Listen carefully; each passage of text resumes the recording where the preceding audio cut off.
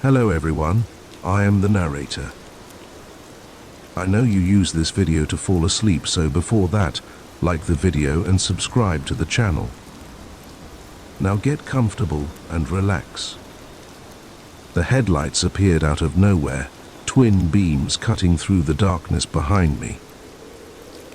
I squinted at the rearview mirror, my grip tightening on the steering wheel.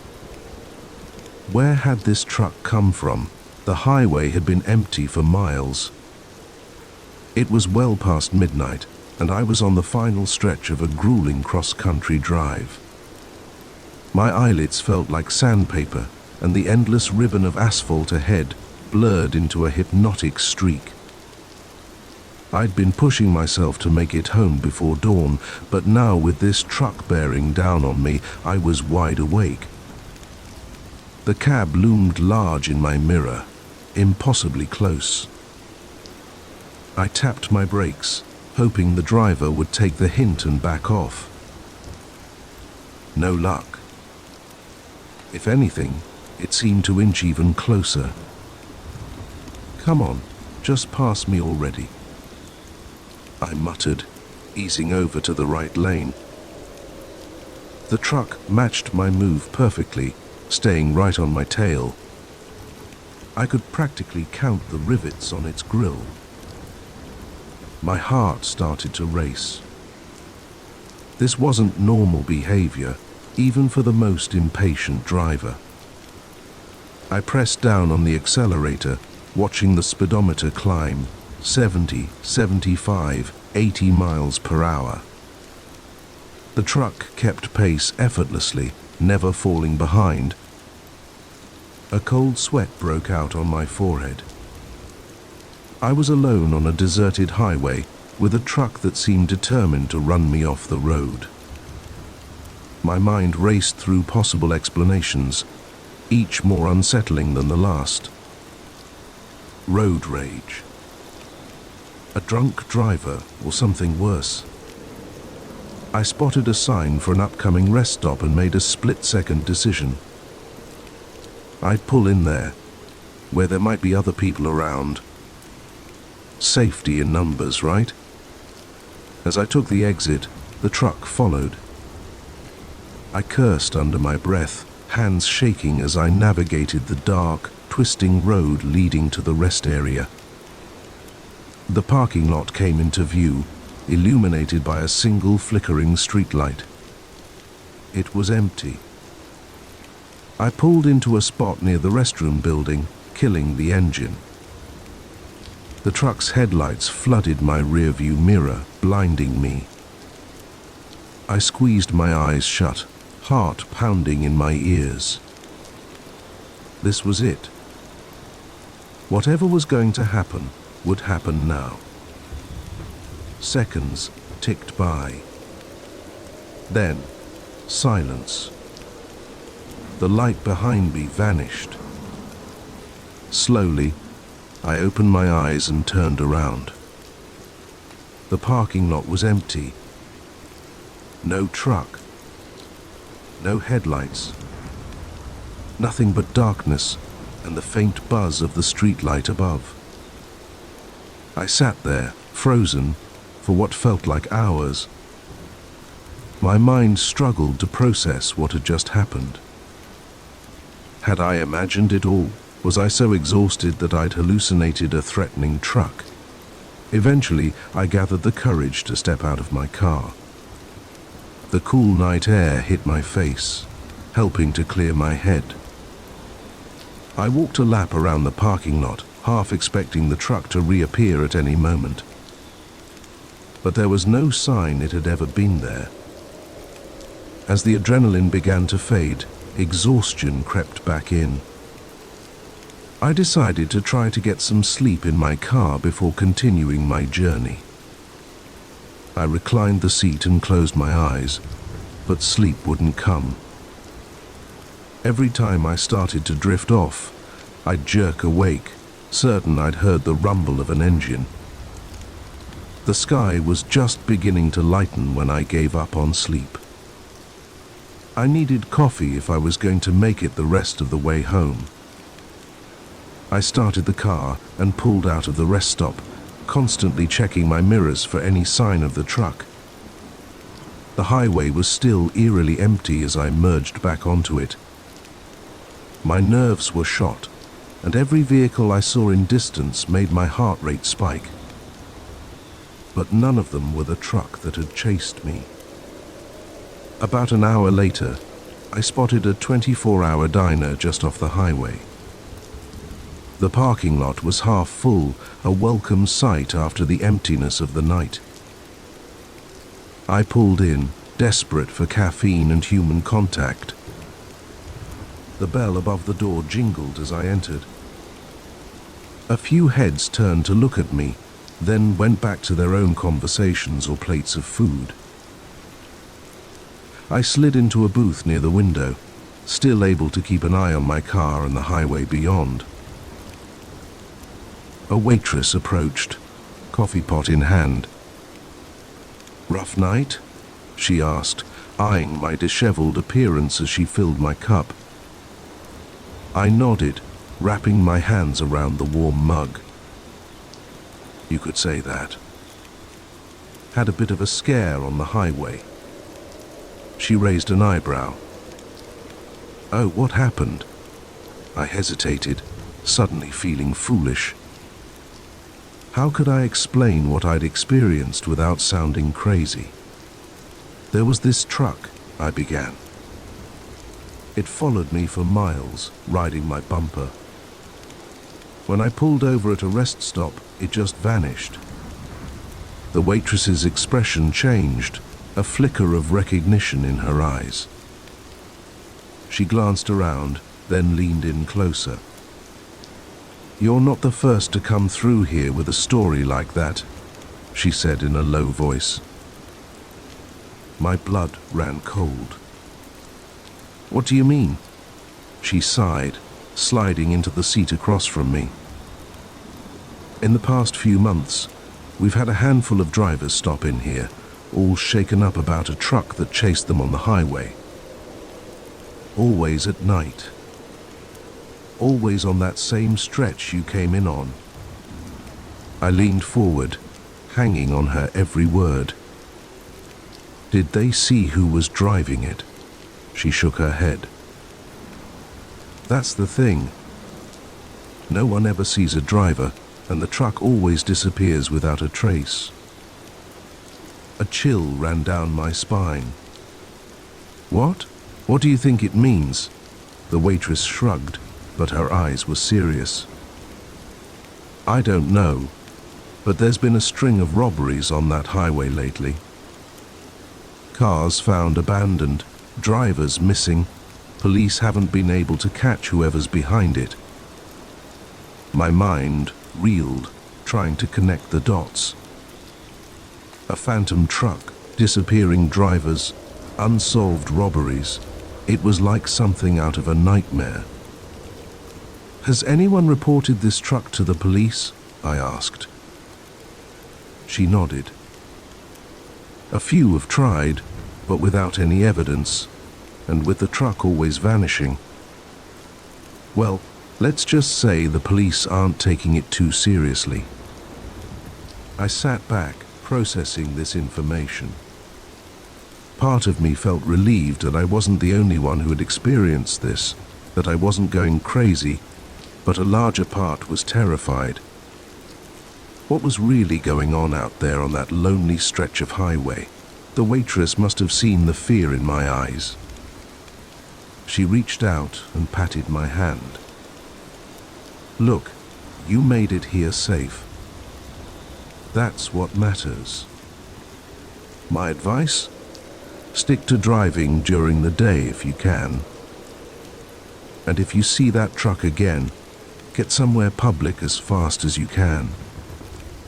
I nodded, grateful for her kindness and the warning. As she stood to get back to work, a thought occurred to me. "Wait," I called after her. "You said there have been robberies, missing drivers, but I wasn't robbed. The truck didn't stop when I pulled over." "Why?" She turned back, a grim expression on her face. Maybe you got lucky. Or maybe they were just scouting, learning your habits, your reactions, for next time. With that chilling thought, she walked away, leaving me alone with my cooling coffee and racing thoughts.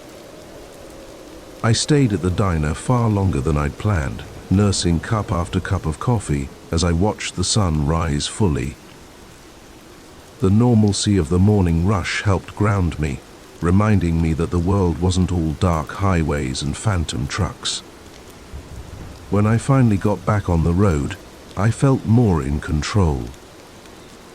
The highway looked different in the daylight, less menacing, but I couldn't shake the feeling that I was being watched. That somewhere out there, the driver of that ghost truck was waiting for another opportunity. I made it home without further incident, but the experience stayed with me. I found myself researching highway robberies in the area, looking for patterns or clues. I even considered reporting my experience to the police, but always stopped short. What could I tell them that wouldn't sound completely insane?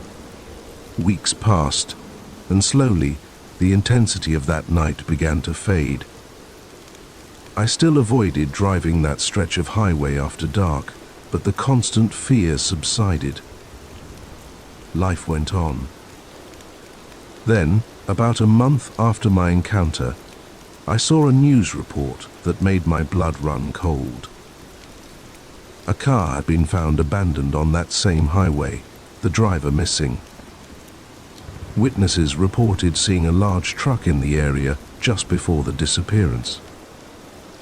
As I stared at the TV screen, a chill ran down my spine. I couldn't help but wonder, had I really escaped that night, or had I just postponed the inevitable? The highway stretched out before me, a dark ribbon cutting through the night, but now, every set of headlights in my rearview mirror made me flinch. Every truck that passed sent my heart racing. The once peaceful solitude of a late-night drive had been shattered, replaced by a constant, gnawing fear. I knew one thing for certain. I would never look at an empty highway the same way again.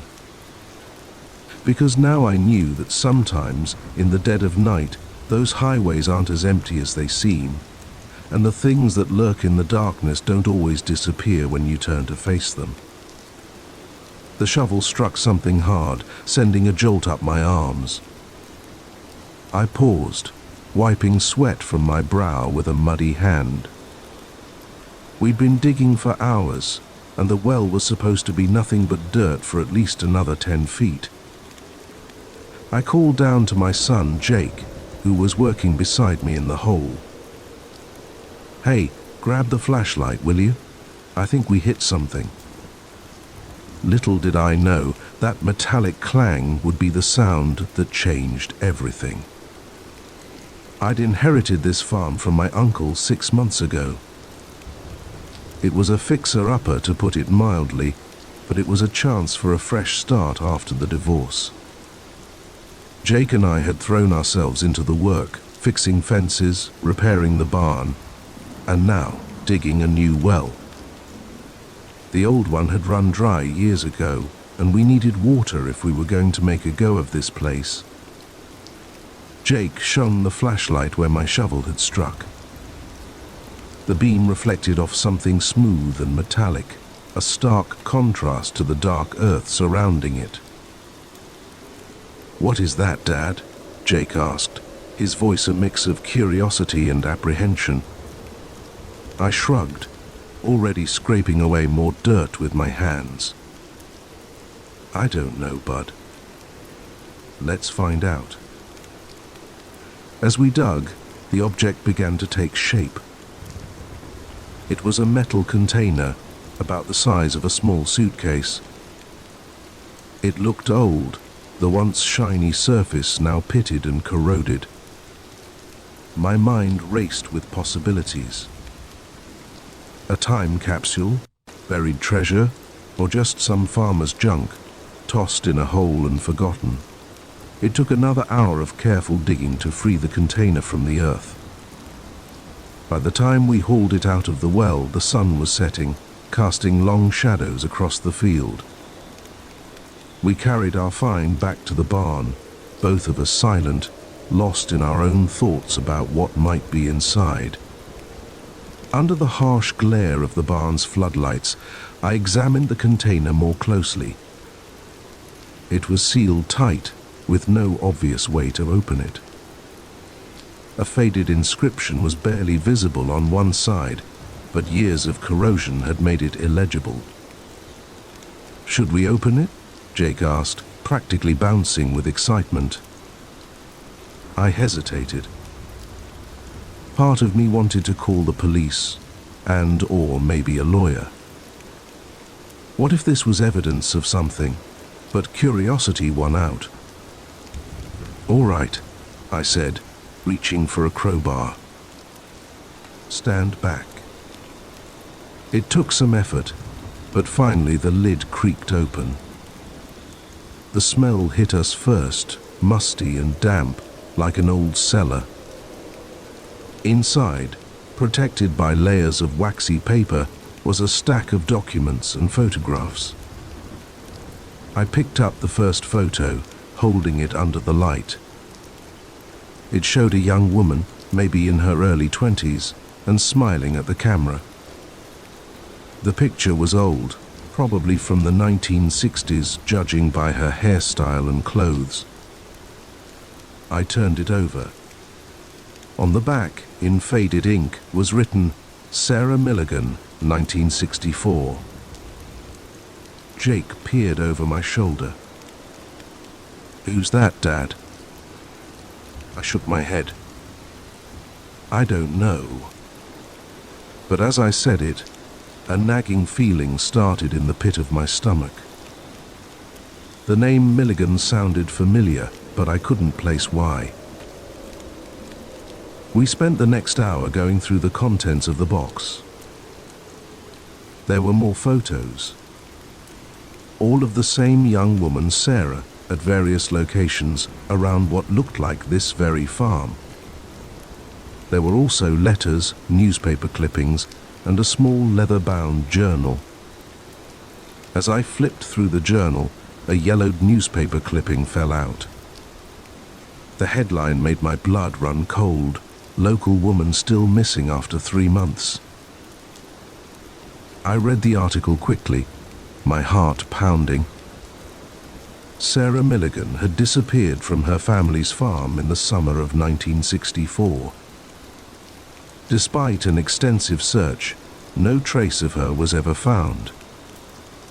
The article mentioned that Sarah's father, the owner of the farm, was the primary suspect, but was never charged due to lack of evidence. "Dad?" Jake's voice snapped me back to the present. "What's wrong?" I looked at my son, trying to keep my voice steady. "Jake, I think we just found evidence in a very old missing persons case." His eyes widened. "Really? Like a real mystery?" I nodded, my mind racing. "Yeah, bud. A real mystery." I started gathering up the documents, careful not to disturb them more than necessary. "We need to call the police." The next few hours were a blur. Deputies came out to the farm, followed by detectives and a crime scene unit. Our quiet little farmhouse became the center of a whirlwind of activity. Jake and I were questioned separately, telling and retelling how we'd found the box. It was past midnight when things finally calmed down. The box and its contents had been taken away as evidence, and we'd been told not to discuss the case with anyone. As if we knew anyone to discuss it with. We were still new in town, barely knew our neighbors. I tucked Jake into bed, his head full of excitement about our discovery, but sleep eluded me. I sat at the kitchen table, a cold cup of coffee in front of me, staring out at the darkened fields. What had happened to Sarah Milligan, and why did her name sound so familiar? The next morning, I drove into town, determined to do some digging of my own. The local library was small, but it had archives of the town's newspaper going back decades. I spent hours poring over microfiche, reading everything I could about the Milligan case. Sarah had been 23 when she disappeared, engaged to be married. Her fiancé had reported her missing when she didn't show up for a date. The last person to see her was her father, James Milligan, who claimed she'd left the farm to run errands in town. As I read, pieces started falling into place. James Milligan. That was my uncle's name. The uncle who'd left me this farm.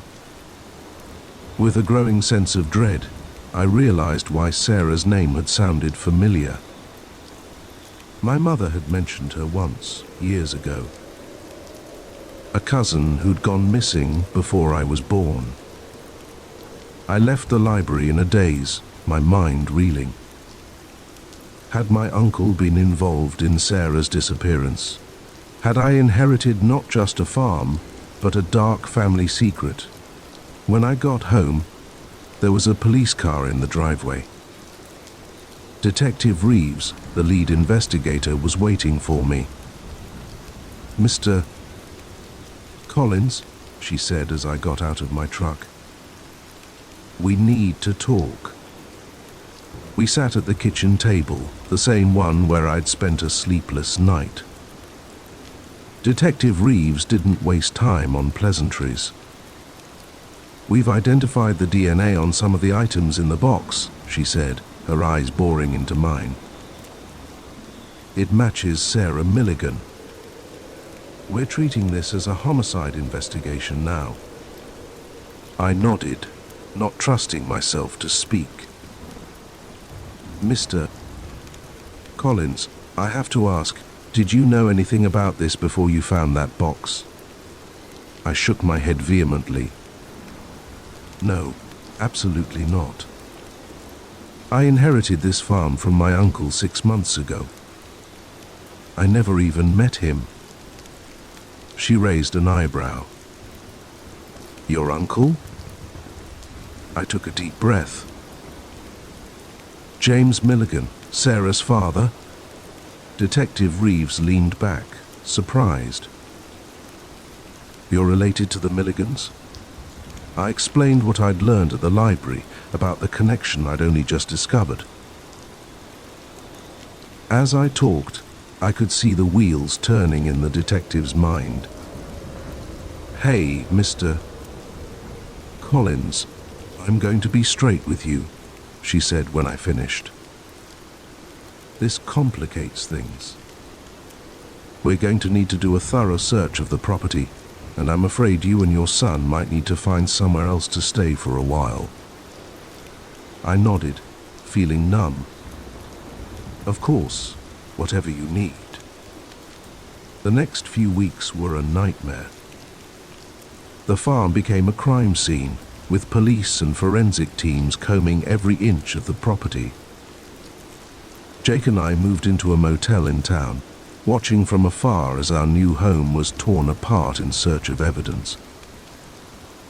The story hit the local news, then went national.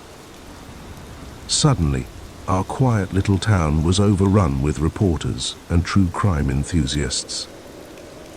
Everyone wanted to know about the mysterious box, about Sarah Milligan, about the farmer who'd inherited a decades-old secret.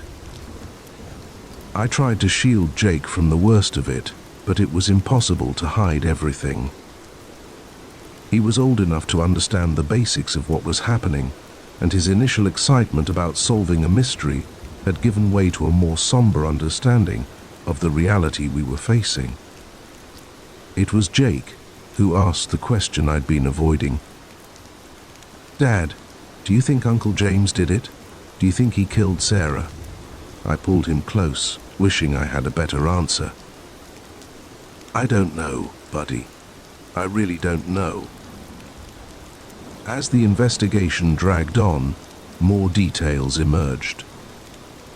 Old case files were reopened, witnesses re-interviewed. The picture that emerged was a sad one. Sarah had wanted to the farm, to start a life with her fiancé. James Milligan had opposed the marriage, wanting Sarah to stay and help run the family business. But there was no smoking gun, no confession. Just a lot of circumstantial evidence, and a family torn apart by secrets and suspicion. Finally, after nearly 2 months, we were allowed to return to the farm.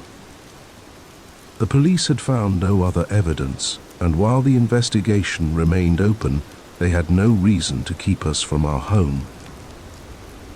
The farm felt different now. Every creaking floorboard, every rustle in the field seemed to whisper of long-buried secrets. I found myself avoiding the spot where we'd found the box, as if Sarah's ghost might be lingering there. As we settled back into our routines, I couldn't shake the feeling that we were living in the shadow of a tragedy. The farm that was supposed to be our fresh start now felt tainted, haunted by the echoes of the past. But we stayed, partly because we had nowhere else to go, but also because it felt like we owed it to Sarah to uncover the truth, to bring her story to light after so many years of silence. I don't know if we'll ever know exactly what happened to Sarah Milligan, but I do know that her story and the secrets of this farm are now a part of our lives, and somehow we'll find a way to live with that, to honor her memory while building our own future on this land. Every time I pick up a shovel now, I can't help but wonder, what other secrets might be buried beneath our feet? And are some things better left undiscovered? The first time I saw the blue sedan, I thought nothing of it. By the third time, my palms were sweating on the steering wheel. By the fifth, I was fighting the urge to scream. It had started as a fun road trip, a chance for Emily and me to reconnect after a rough patch in our relationship. We'd planned a route from New York to California, mapping out quirky roadside attractions and scenic viewpoints along the way. But 3 days in, our carefree adventure had turned into a waking nightmare.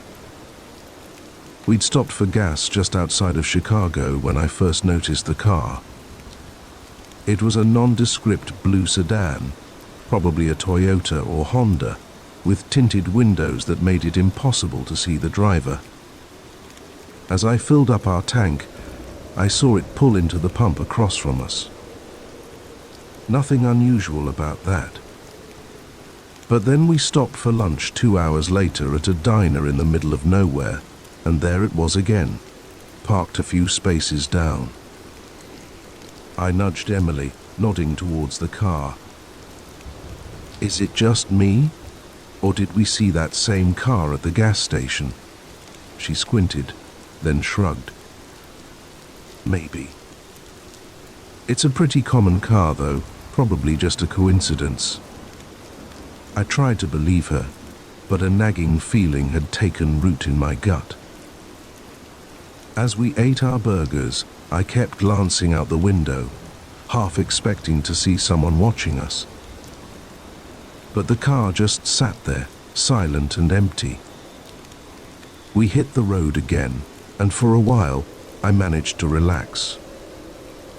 We sang along to our road trip playlist, played silly car games, and marveled at the changing landscape as we pushed west. But as the sun began to set, and we pulled into a small town to find a motel for the night, my blood ran cold.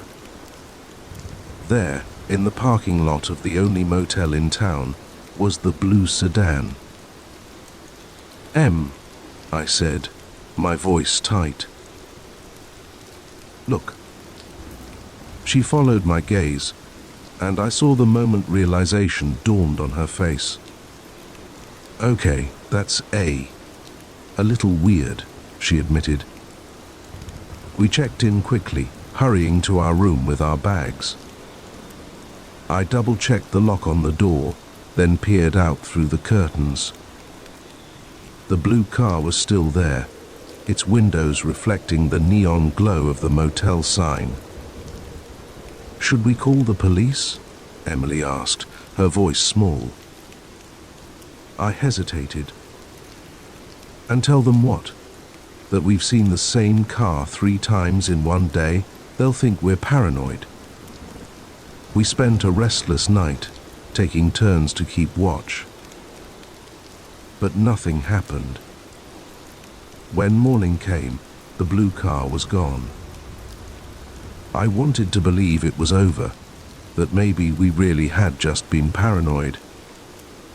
But as we merged onto the highway, my heart sank. There, a few cars behind us, was the familiar blue shape. "We need to lose them," I said, gripping the wheel so tight my knuckles turned white. Emily nodded, her face pale. "How?" I took the next exit abruptly, earning a chorus of honks from other drivers. The blue car followed. I turned down side streets randomly, trying to be unpredictable. Sometimes I caught a glimpse of our pursuer in the rearview mirror, sometimes not. But they always reappeared. After an hour of this cat-and-mouse game, we found ourselves on a lonely stretch of country road, fields of corn stretched out on either side, broken only by the occasional farmhouse or barn. "What do we do now?" Emily asked, her voice shaking. I opened my mouth to respond, but before I could, I saw something that made my heart leap into my throat. Up ahead, an old barn loomed by the roadside, its faded red paint peeling in the sun. And parked behind it, just visible, was a blue sedan. "They're waiting for us," I whispered. Emily's eyes widened in fear. "Turn around, now!" I slammed on the brakes, ready to spin the car around, but it was too late. The blue sedan pulled out from behind the barn, blocking the road ahead. At the same moment, I saw another car appear in my rearview mirror, cutting off our retreat. We were trapped. Time seemed to slow down as the driver's door of the blue sedan opened.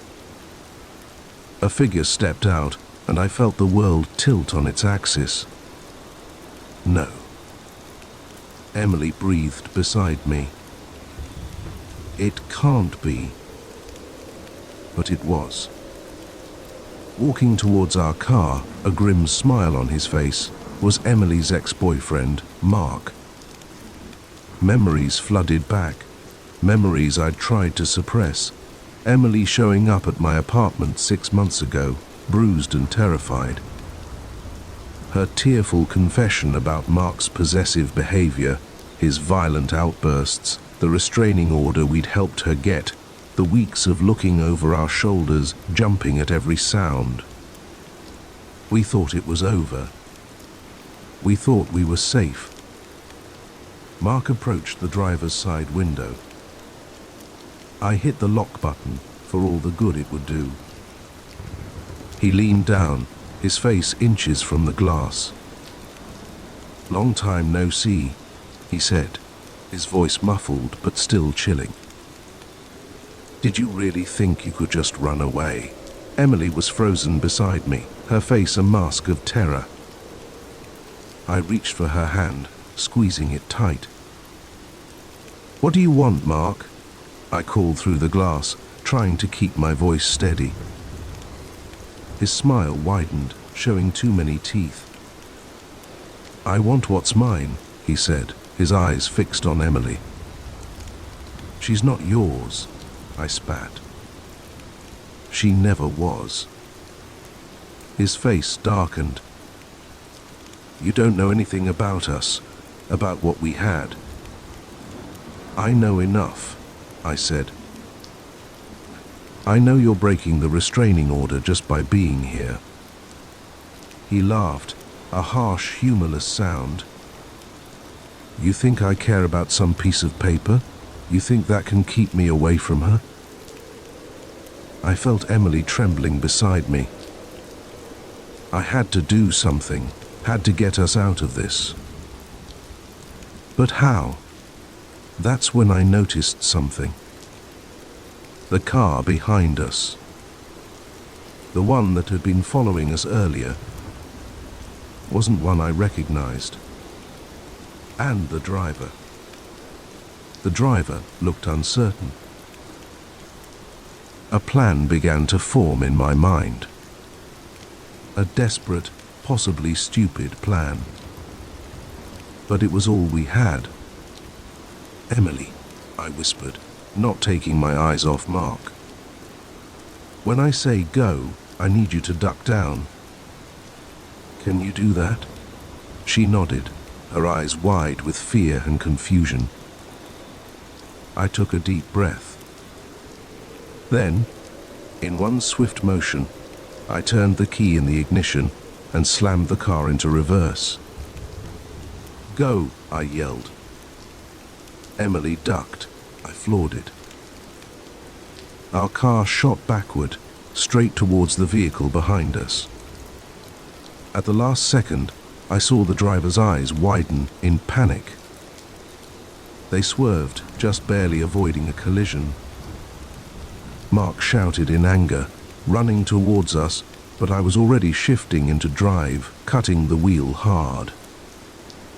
We fishtailed onto the shoulder, kicking up a cloud of dust and gravel. For a heart-stopping moment, I thought we might flip. But then the tires caught, and we shot forward. I didn't look back.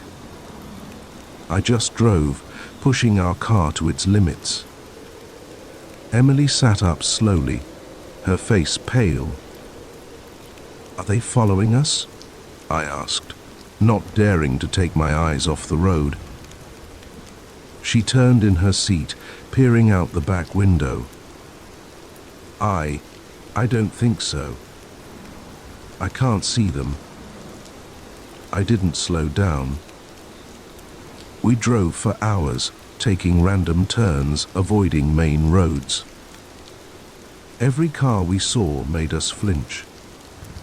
Every time we had to stop for gas, we scanned the area, obsessively. It was well past midnight when we finally felt safe enough to stop. We found a small motel in a town we'd never heard of, paid cash for a room, and collapsed onto the bed, exhausted and shell-shocked. "How did he find us?" Emily whispered into the darkness. I shook my head, even though she couldn't see it. "I don't know. Maybe he hacked your phone or something. We'll get new ones tomorrow." She was quiet for a long moment. "I'm so sorry," she said finally, her voice breaking. "This is all my fault. I've ruined everything." I turned to her, pulling her close. "Hey, no, this is not your fault. None of this is your fault. It's all on him." She buried her face in my shoulder, her body shaking with silent sobs. I held her, my mind racing. What were we going to do now? We couldn't go home. Mark knew where we lived, where we worked. We couldn't continue our trip. He'd been able to follow us this far. Who knew how long he could keep it up? As the first light of dawn began to seep through the curtains, I made a decision. "We're going to disappear," I said. Emily looked up at me, her eyes red and puffy. "What do you mean?" "I mean, We're going to become different people. New names, new identities. We'll go somewhere he'd never think to look. It sounded crazy, even as I said it. But what choice did we have? Emily was quiet for a long moment. Then, slowly, she nodded. "Okay," she said, "let's do it." And so, as the sun rose on a new day, we began planning our vanishing act. Our road trip had become an escape route, leading us not to California, but to a new life entirely. I don't know if we'll ever truly be free of Mark. I don't know if we'll ever stop looking over our shoulders. But I do know this. We're in this together. And together, we'll find a way to survive. The open road stretches out before us, full of possibility and danger in equal measure. We drive on, into an uncertain future, leaving the past in our rear-view mirror. For now, at least, we're free. The last time I saw Eliza Thompson, she was laughing. It's an image seared into my memory. Her head thrown back, long dark hair catching the golden light of the sunset. The sound of her joy carried away by the sea breeze. I didn't know then that it would be the last time I'd ever see her. That in less than 12 hours, she would vanish without a trace, leaving behind nothing but questions and a growing sense of dread that threatened to swallow us all. I'm getting ahead of myself. Let me start at the beginning. My name is Michael Chin, and I was a security officer aboard the Emerald Princess, a luxury cruise ship making its way through the Caribbean. It was my 3rd year on the job, and I thought I'd seen it all. Drunken brawls, petty theft, the occasional medical emergency. Nothing I couldn't handle. But Eliza's disappearance, that was something else entirely. It started like any other day at sea. I began my shift at 6 a.m., making my rounds through the ship's corridors and public areas. Everything was quiet, most passengers still asleep in their cabins. As I passed by the ship's grand atrium, I nodded to Eliza, who was just finishing up her night shift at the reception desk. "Morning, Michael," she said, stifling a yawn. "Anything exciting planned for today?" I shrugged. "Just the usual." "You should get some rest, you look beat," she laughed, gathering her things. "Oh, I will. But first, I'm going to watch the sunrise from my favorite spot on the upper deck." "Wanna join me?" I hesitated. I was on duty, but it was a quiet morning. Sure, why not? I could use some fresh air. We made our way to a secluded spot on deck 16, leaning against the railing as the sky slowly lightened. Eliza closed her eyes, breathing in the salty air. "I love this," she said softly. "No matter how many cruises I work, this never gets old." I watched her out of the corner of my eye, struck by how peaceful she looked. We'd become friends over the past few months, sharing meals in the crew mess and swapping stories during our off hours. But in that moment, I realized there was still so much I didn't know about her. "How long have you been working on cruise ships?" I asked. She opened her eyes, a wistful smile playing on her lips. 5 years now. It was supposed to be just a gap year thing after college hour, but I fell in love with it. The travel, the people, the sense of adventure. I nodded, understanding completely. It was why I'd stayed with this job too, despite the long hours and time away from home. We chatted for a while longer as the sun crept above the horizon, painting the sky in brilliant oranges and pinks. Finally, Eliza yawned again. "I should really get some sleep," she said. "Thanks for the company, Michael. See you later." I nodded, watching as she walked away. It was the last time I would see her alive. The rest of my shift passed uneventfully. It wasn't until that evening, during the nightly staff meeting, that I realized something was wrong. Eliza wasn't there. "Has anyone seen Thompson?" our supervisor Rita asked, frowning at her clipboard. She was supposed to start her shift an hour ago. Murmurs of confusion rippled through the room. It wasn't like Eliza to be late, let alone miss a shift entirely. "I saw her this morning," I offered. "She was heading to her cabin to sleep after the night shift."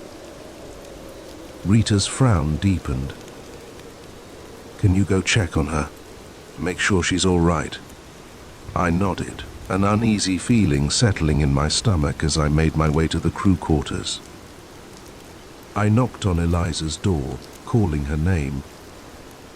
No response. I used my master key to enter, half expecting to find her sound asleep. The cabin was empty. The bed was made, looking like it hadn't been slept in. Eliza's uniform for the evening shift was laid out neatly on a chair. Her phone was on the nightstand, its screen dark. I radioed Rita. "She's not here. The cabin looks untouched since this morning." There was a long pause before Rita responded. "Initiate search protocol, now." The next few hours were a blur of activity. We combed every inch of the ship, from the engine room to the uppermost decks. We reviewed security footage, interviewed crew members and passengers, but there was no sign of Eliza.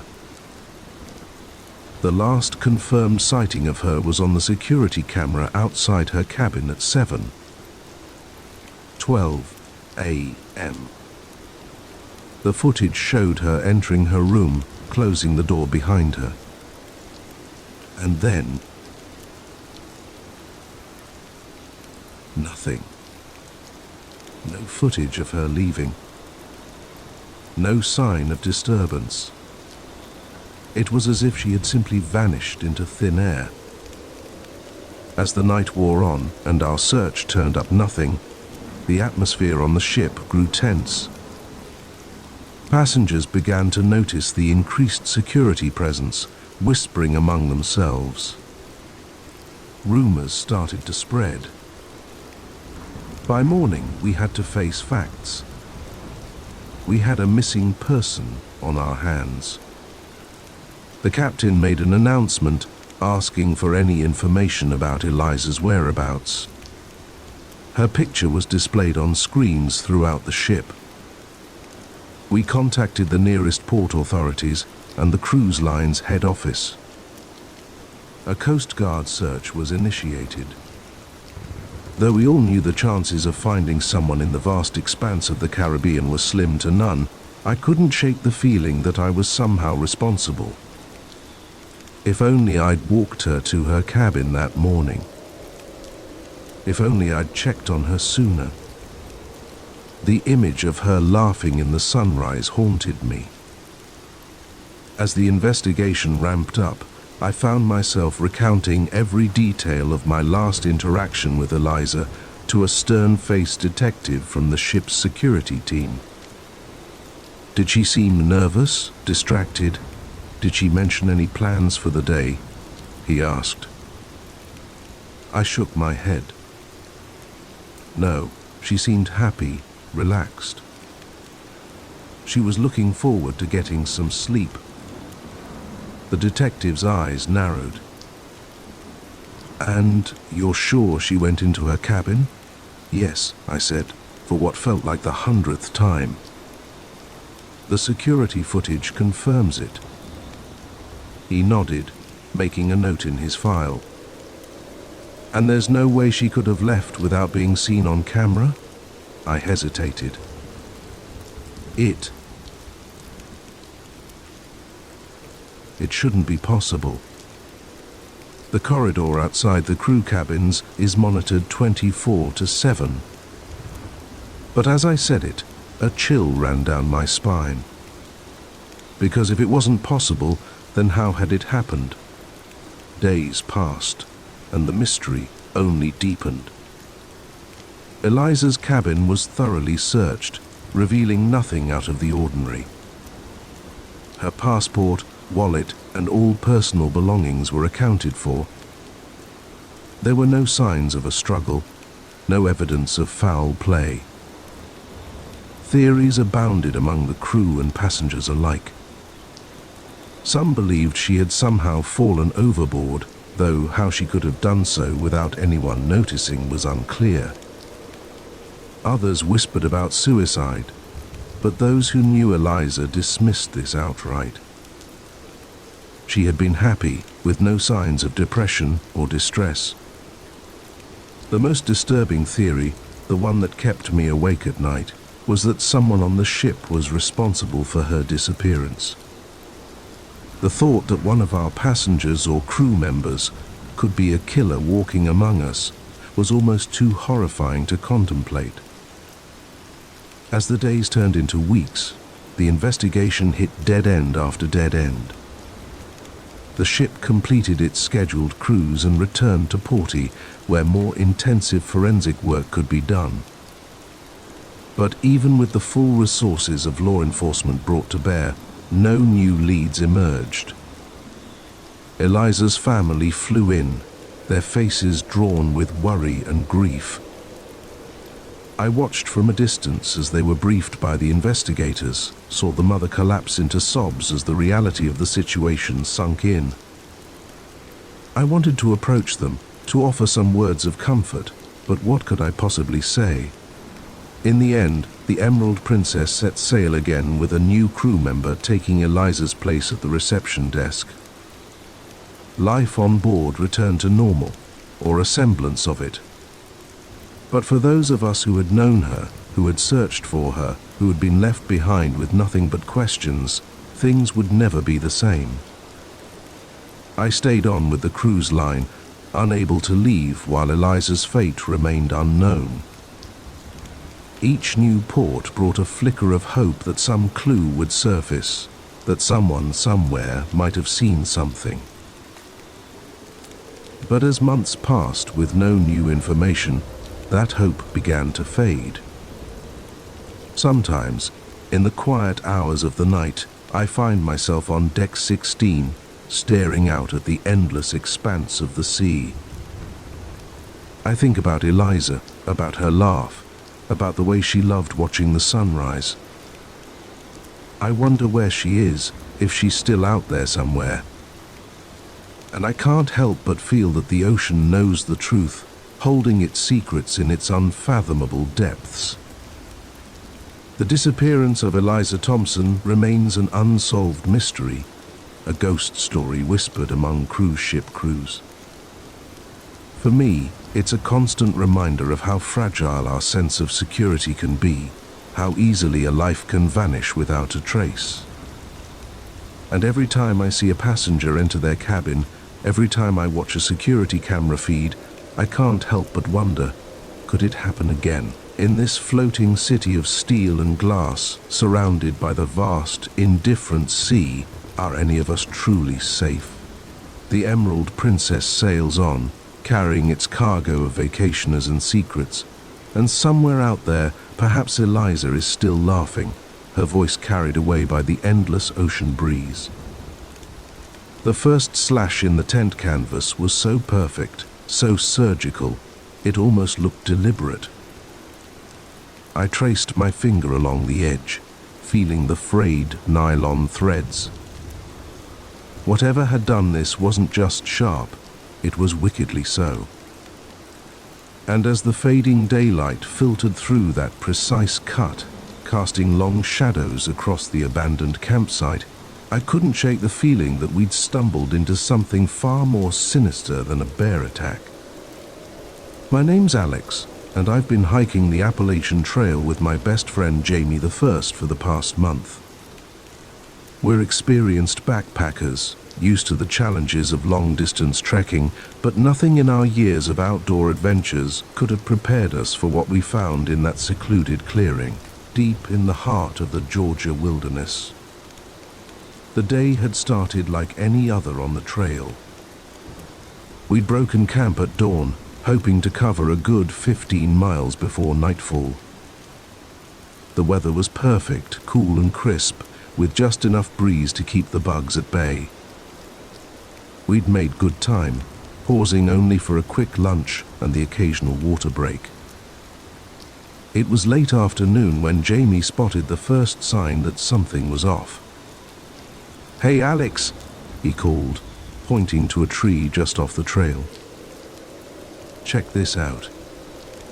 I walked over, squinting at the trunk.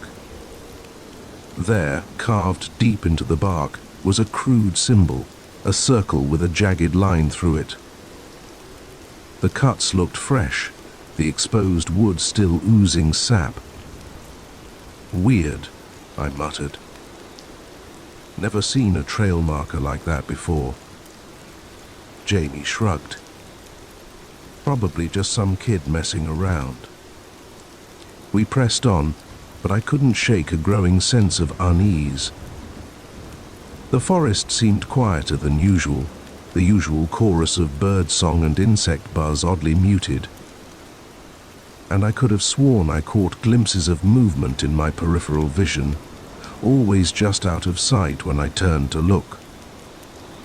As the sun began to dip towards the horizon, we started looking for a suitable campsite. That's when we saw the clearing. It was perfect. A small level area nestled between two rocky outcroppings with a babbling stream nearby. But as we approached, we realized we weren't the first to discover this idyllic spot. The remains of a campsite lay before us, looking for all the world like its occupants had vanished in the middle of their stay. A tent stood in the center, its door flap open and swaying gently in the breeze. A small cooking pot sat on a makeshift fire pit, the ashes long cold. Backpacks and sleeping bags were scattered around, as if their owners had fled in a hurry. Jamie and I exchanged glances.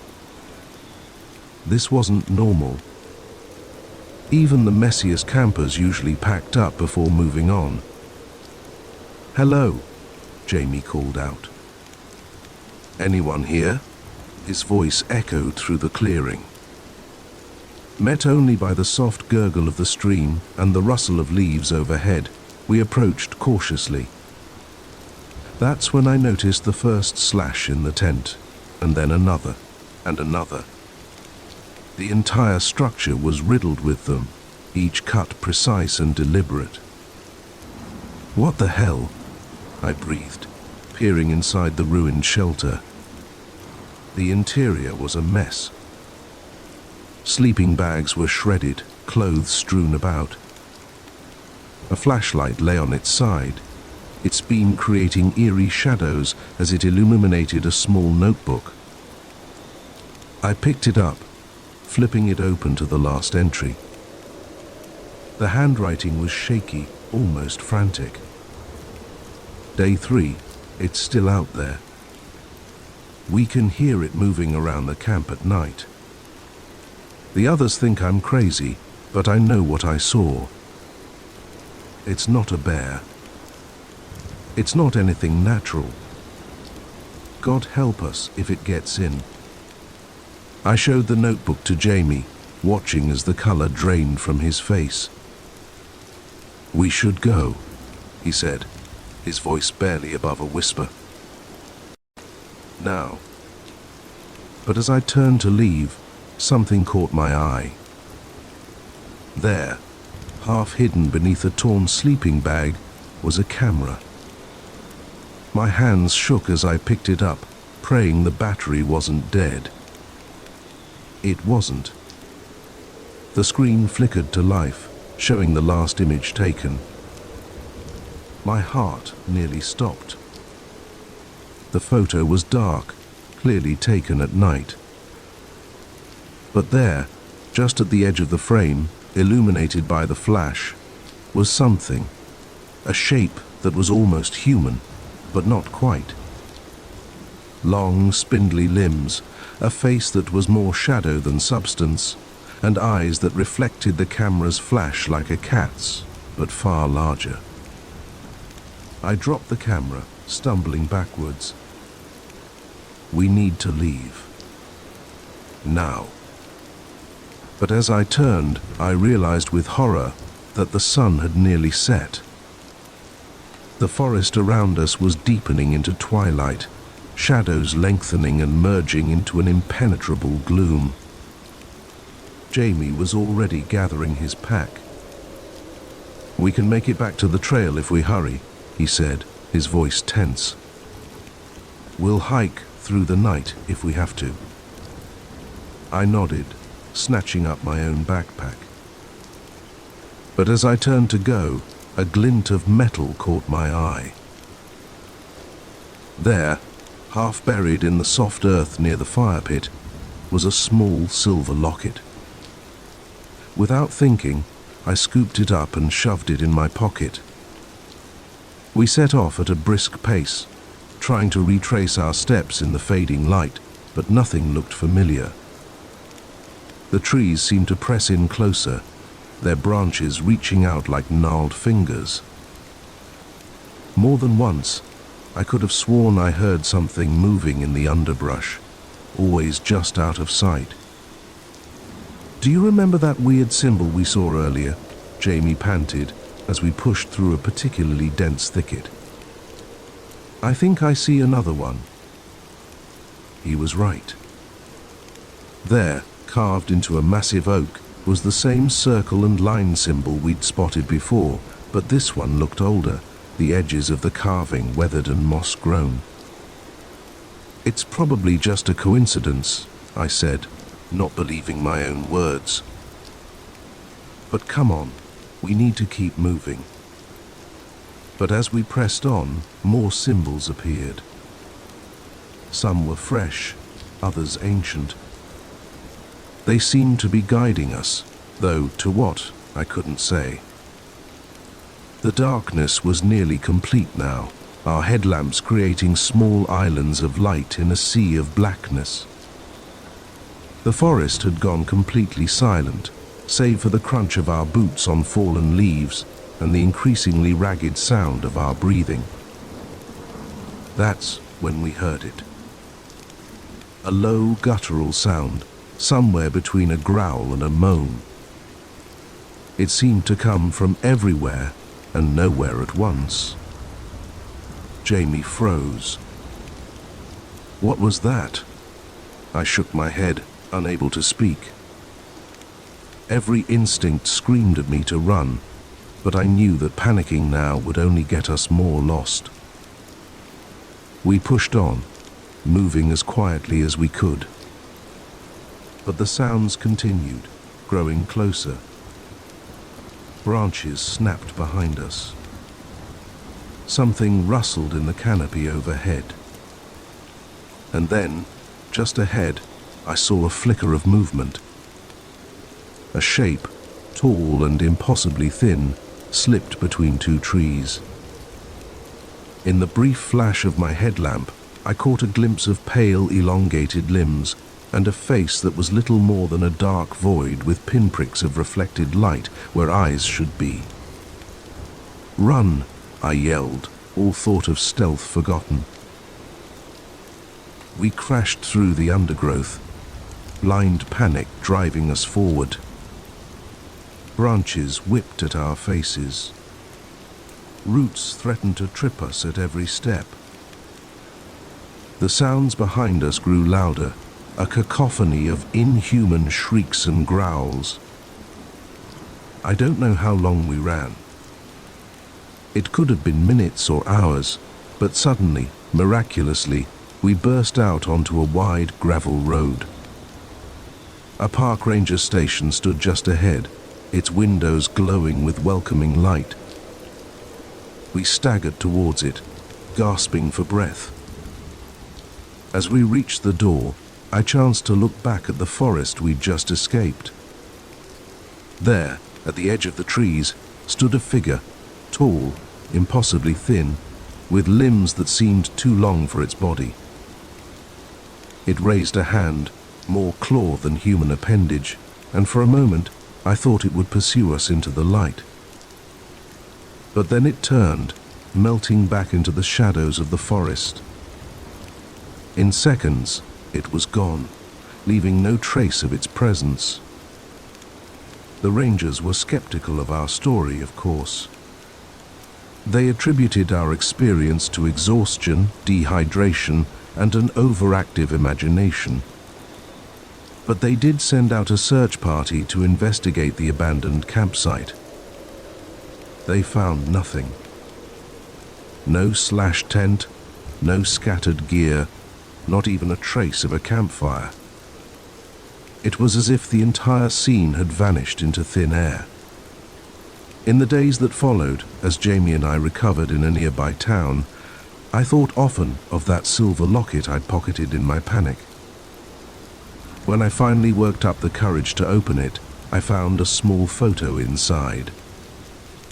A smiling family, mother, father, 2 kids, posed in front of a familiar-looking clearing.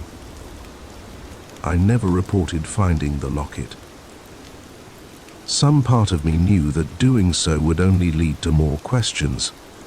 Questions I wasn't sure I wanted answered. Jamie and I never finished our hike. By unspoken agreement, we packed up and headed home, our adventure on the Appalachian Trail cut short. We don't talk much about what happened in those woods, but sometimes, on dark nights when the wind whispers through the trees, I find myself thinking about that abandoned campsite, about the thing we saw in the forest, and I wonder, with a chill that goes bone deep, if somewhere out there, in the deepest, darkest parts of the wilderness, it's thinking about us too. The scream that tore through the cab of my truck that night wasn't human.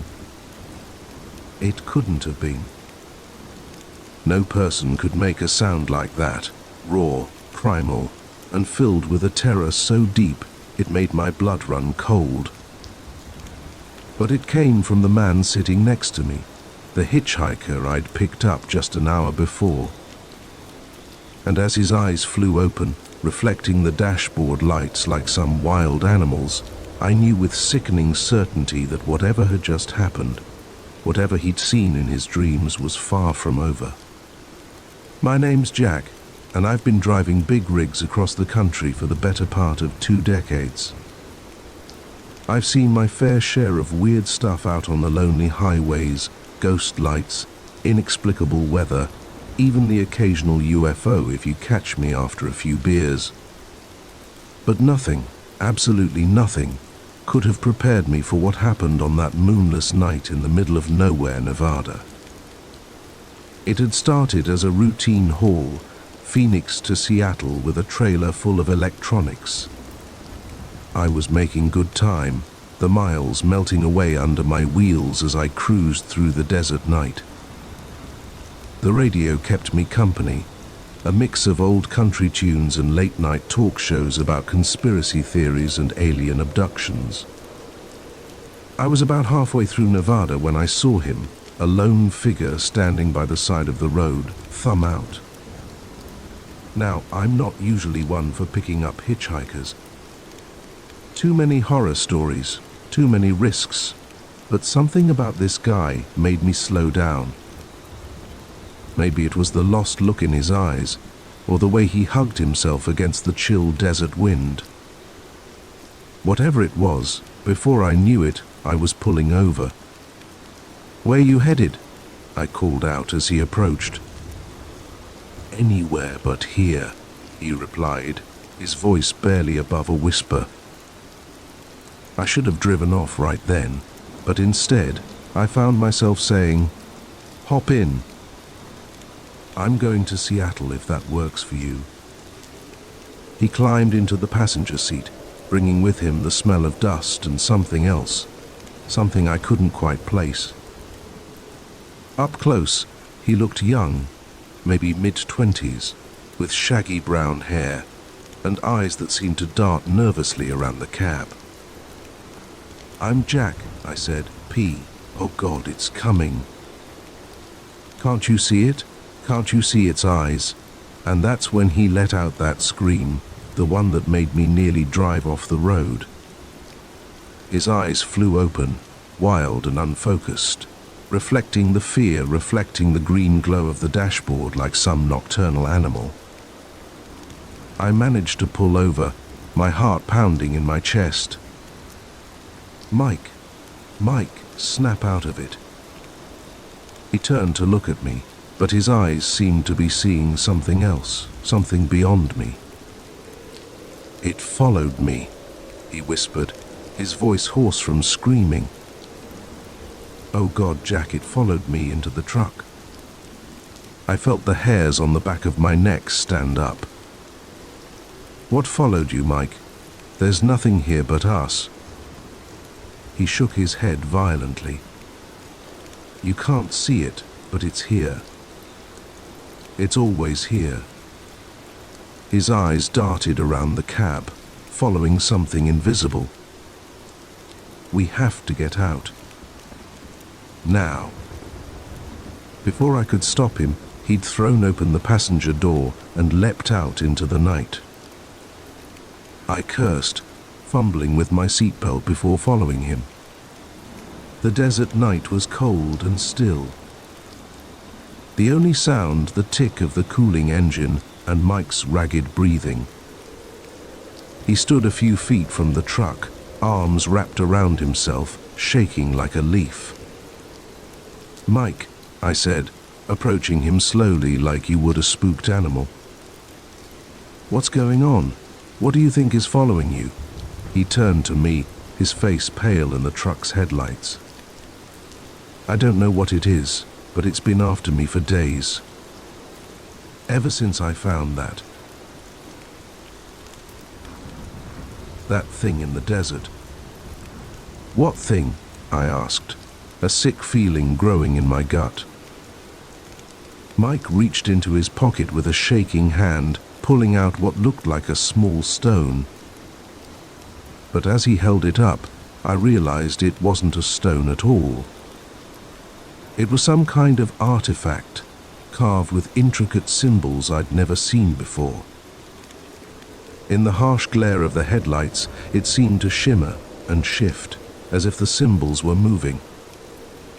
"I found this out there," Mike said, gesturing vaguely at the dark expanse of desert around us. "In some kind of old ruin," I thought. "I thought it might be worth something." He laughed bitterly. "I didn't know. I didn't know it would wake it up." "Wake what up?" I asked, though I wasn't sure I wanted to know the answer. Mike's eyes met mine, filled with a terror that made my blood run cold. "The thing that lives in the spaces between, the thing that hunts in dreams, it wants this back." He held up the artifact. "And it wants me for taking it."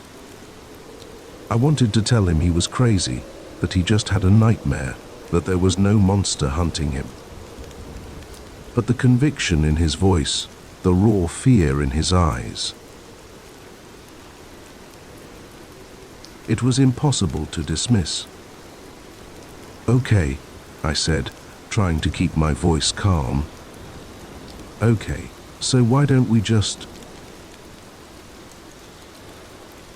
give it back? Throw that thing away and be done with it. Mike shook his head frantically. I've tried. It doesn't work like that. It's like it's attached to me now. The only way to get rid of it is to pass it on to someone else. To make them take it. A chill ran down my spine as I realized what he was saying. That's why you were hitchhiking. You were trying to give it to someone else. He nodded, tears streaming down his face. I'm sorry. I'm so sorry. I didn't want to. But I can't take it anymore. The dreams. The visions. It's driving me insane. I took a step back, suddenly very aware of how isolated we were out here in the desert night. Mike, I can't. I won't take that thing. Please, he begged, holding out the artifact. Please, I can't do this anymore. Just take it. You'll see. You'll understand. For a moment, I was tempted. The artifact seemed to call to me. The symbols swirling in a mesmerizing dance. But then I shook my head, snapping out of it. No, I said firmly. I won't do it, Mike. But I'll help you. We'll figure this out together, okay? There's got to be a way to get rid of that thing without passing it on. Mike stared at me for a long moment, his expression unreadable. Then, slowly, he nodded. Okay, he whispered. Okay. Well, try. We got back in the truck, the artifact safely wrapped in a cloth and stowed in the glove compartment. As we pulled back onto the highway, I couldn't shake the feeling that something had changed. The night seemed darker, the shadows deeper. And more than once, I could have sworn I saw something moving just at the edge of my headlights. Something tall and thin with too many limbs. I don't know what happened to Mike after I dropped him off in Reno. He said he was going to find an expert. Someone who could help him get rid of the artifact for good. I gave him my number, made him promise to call, and let me know he was okay. It's been 3 months and I haven't heard from him.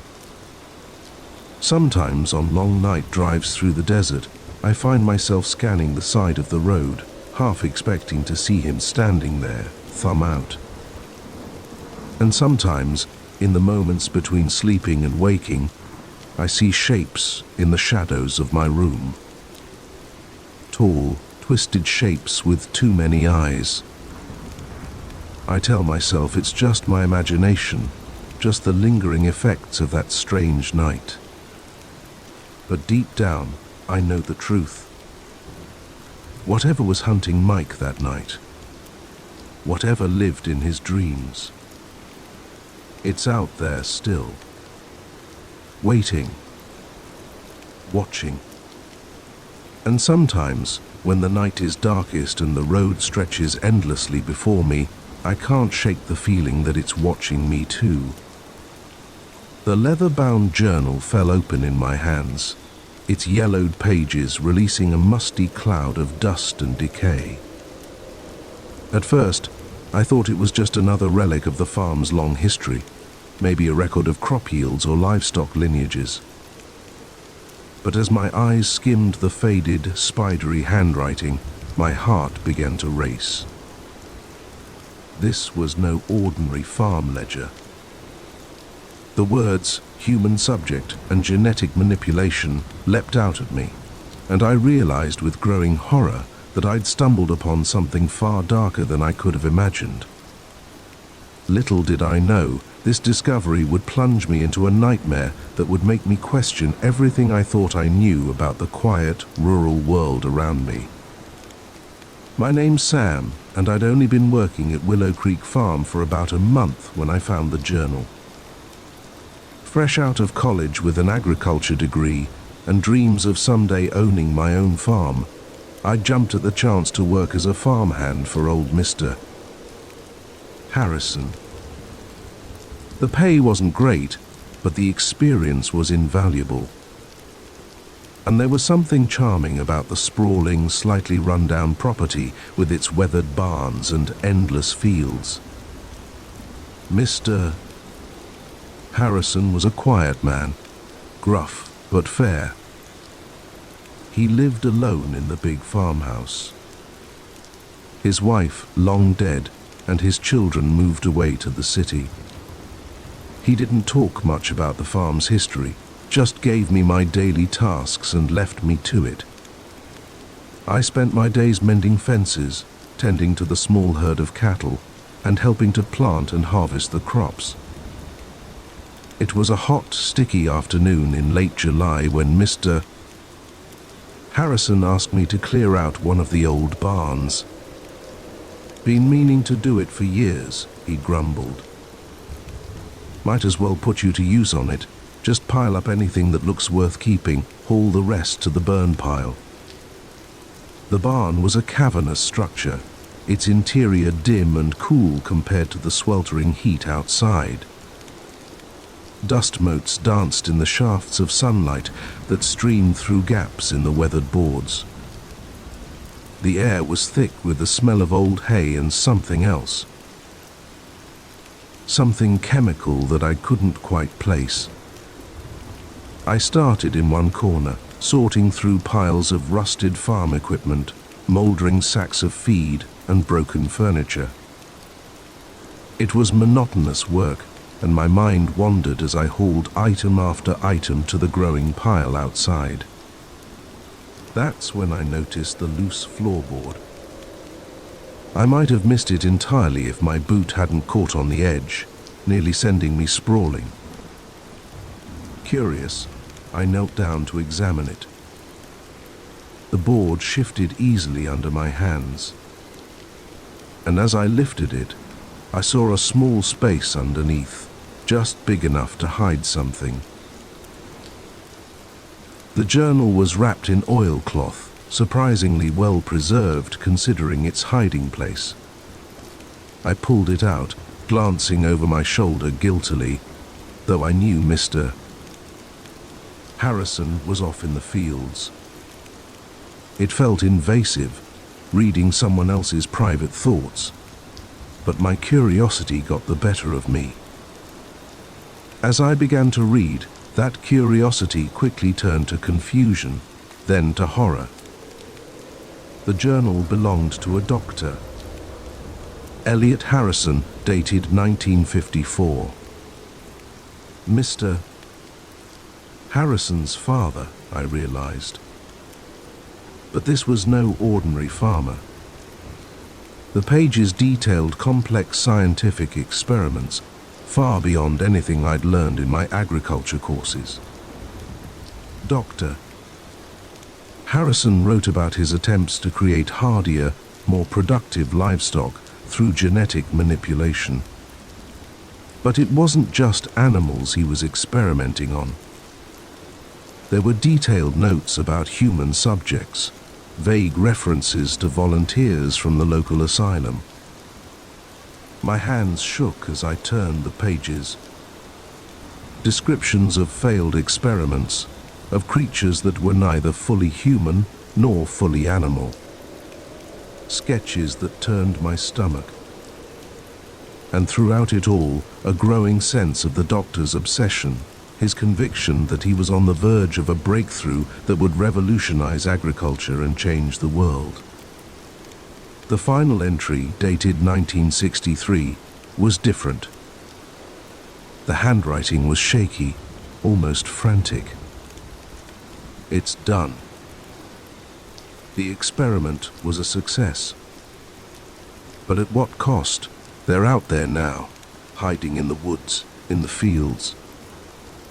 I can hear them at night, scratching at the walls. God forgive me for what I've created. I snapped the journal shut, my heart pounding. Hey, this had to be some kind of sick joke, right? Or maybe the ramblings of a madman.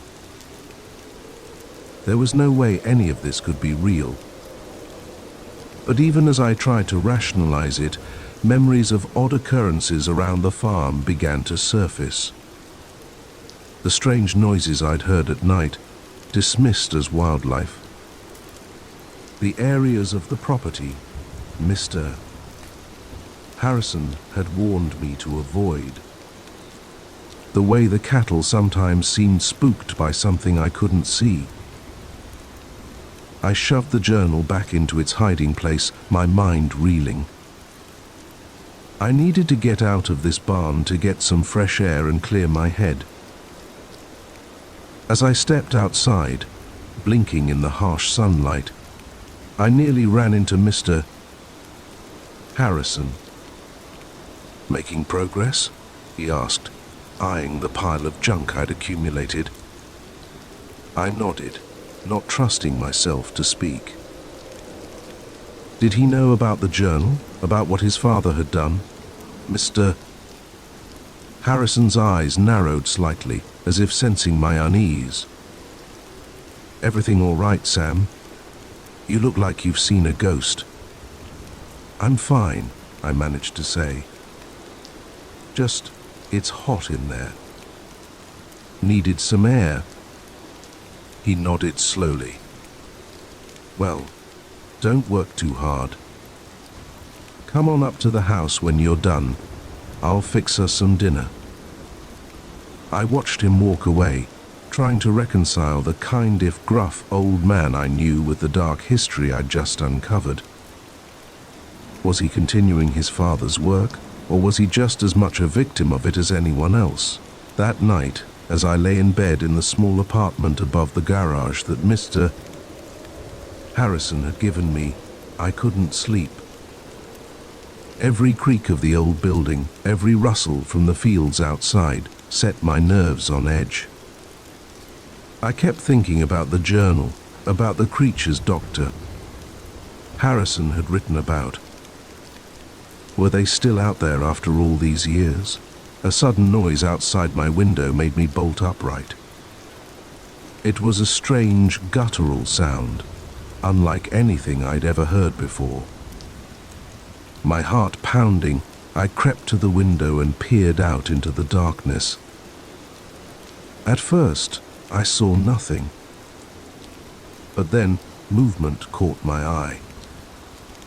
Something was moving in the field beyond the barn. Something large, and definitely not a cow. Its movements were jerky, unnatural. And then it turned, and I caught a glimpse of its face in the moonlight. I stumbled back from the window, biting back a scream. What I'd seen, it wasn't human, but it wasn't fully animal either. It was something in between. Something that should not exist. I spent the rest of the night huddled in my bed, every muscle tense, listening to the sounds of movement outside. When dawn finally broke, I was exhausted but relieved. Surely, in the light of day, everything would make sense again. But as the days passed, strange occurrences began to multiply. Tools would go missing, only to turn up in odd places. The cattle grew increasingly agitated, especially at night. And more than once, I caught Mr.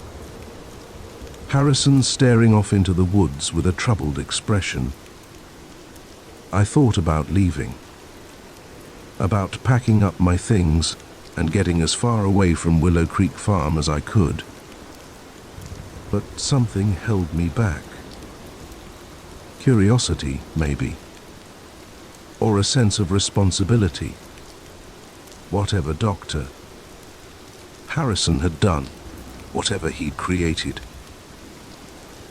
it was still out there. And maybe, just maybe, there was something I could do about it. I began my own investigations, carefully at first. I reread the journal, making notes, trying to understand the science behind Dr. Harrison's experiments.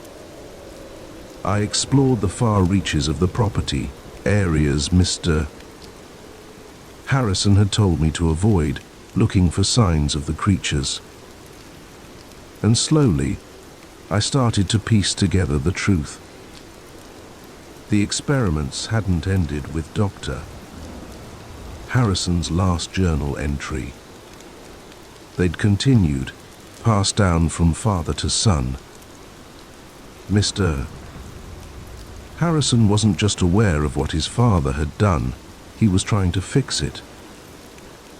It all came to a head one stormy night in late August. I was awakened by the sound of breaking glass and Mr. Harrison's shouts. I raced to the farmhouse, rain lashing at my face, to find the front door splintered and hanging off its hinges. Inside, the scene was chaos. Furniture overturned, claw marks scoring the walls. And there, in the center of the living room, stood Mr. Harrison, facing off against a creature that defied description, part human, part animal, its body a patchwork of mismatched parts, its eyes glowing with an unnatural intelligence. "Sam," Mr. Harrison yelled when he saw me. The syringe, on the mantel, I saw it then. A large syringe filled with a glowing blue liquid. Without thinking, I grabbed it and tossed it to Mr. Harrison. In one smooth motion, he caught it and plunged it into the creature's neck. The thing let out a howl that made my blood run cold. It thrashed wildly for a moment, then collapsed to the floor, its body seeming to melt and reform before my eyes. In moments, all that was left was an unconscious, very human-looking man. Mr. Harrison sank to his knees, his face a mask of exhaustion and relief. "It's over," he murmured. "It's finally over." In the days that followed, Mr. Harrison told me everything. How his father's experiments had created a handful of hybrid creatures, how they'd hidden in the woods for decades, occasionally venturing out to terrorize the farm. How he'd spent his life trying to find a cure, a way to reverse what his father had done. The man we'd captured that night was the last of them. With him cured, the long nightmare was finally over. But the weight of it, the dark legacy of Willow Creek Farm, would stay with me forever. I still work the farm with Mr. Harrison. We never spoke of that night to anyone else who would believe us, but sometimes, on quiet nights when the wind whispers through the cornfields, I find myself scanning the tree line, wondering if we truly found them all. And I can't help but think about the thin line between scientific progress and playing God, and how easy it is to cross that line with the best of intentions. The secrets of Willow Creek Farm are buried now, as they should be. But the lessons about responsibility, about the unforeseen consequences of our actions, those will stay with me always. And I'll never look at a quiet, rural farm quite the same way again. The footprints ended abruptly in the middle of the field, as if their owner had simply vanished into thin air. I stood there, flashlight in hand, my mind struggling to make sense of what I was seeing. 20 years on the force, and I'd never encountered anything like this. The car was still running, keys in the ignition, the driver's personal belongings untouched. It was as if the driver had stepped out for a moment and just disappeared. Little did I know this seemingly routine call would lead me down a rabbit hole of inexplicable events and unsolved mysteries that would haunt me for years to come. My name's Sarah Jennings, and I've been a state trooper in Nevada for 2 decades. I thought I'd seen it all: high-speed chases, horrific accidents, even the occasional UFO report from some poor soul who'd been out in the desert heat too long. But nothing could have prepared me for what happened that night on a lonely stretch of Highway 50, deep in the heart of what locals call the loneliest road in America. It started as a typical night shift. I was cruising along the highway, more tumbleweed than traffic keeping me company, when the call came in. A passing motorist had reported an abandoned vehicle on the side of the road, hazard lights blinking. Standard procedure, I'd check it out, call a tow if necessary, and be on my way. As I pulled up behind the vehicle, a late model sedan, nothing remarkable about it, I noticed something odd. The engine was still running. I approached cautiously, one hand on my holster out of habit. The driver's side door was slightly ajar, but there was no sign of the driver. I shone my flashlight into the interior. Everything looked normal. A half-empty water bottle in the cup holder, a phone charging on the dashboard, a duffel bag in the back seat. No signs of a struggle, no blood, nothing to indicate foul play. "Hello?" I called out, sweeping my flashlight across the surrounding area. "Anyone there?" "Highway patrol." Only the whisper of the desert wind answered me. That's when I noticed the footprints. A single set, leading away from the driver's side door into the field adjacent to the highway. They were clear and purposeful, not the staggering tracks of someone injured or disoriented. I radioed in my situation and began to follow the prints. The field was mostly bare, scrub brush and hard-packed earth, easy to see the trail in the beam of my flashlight.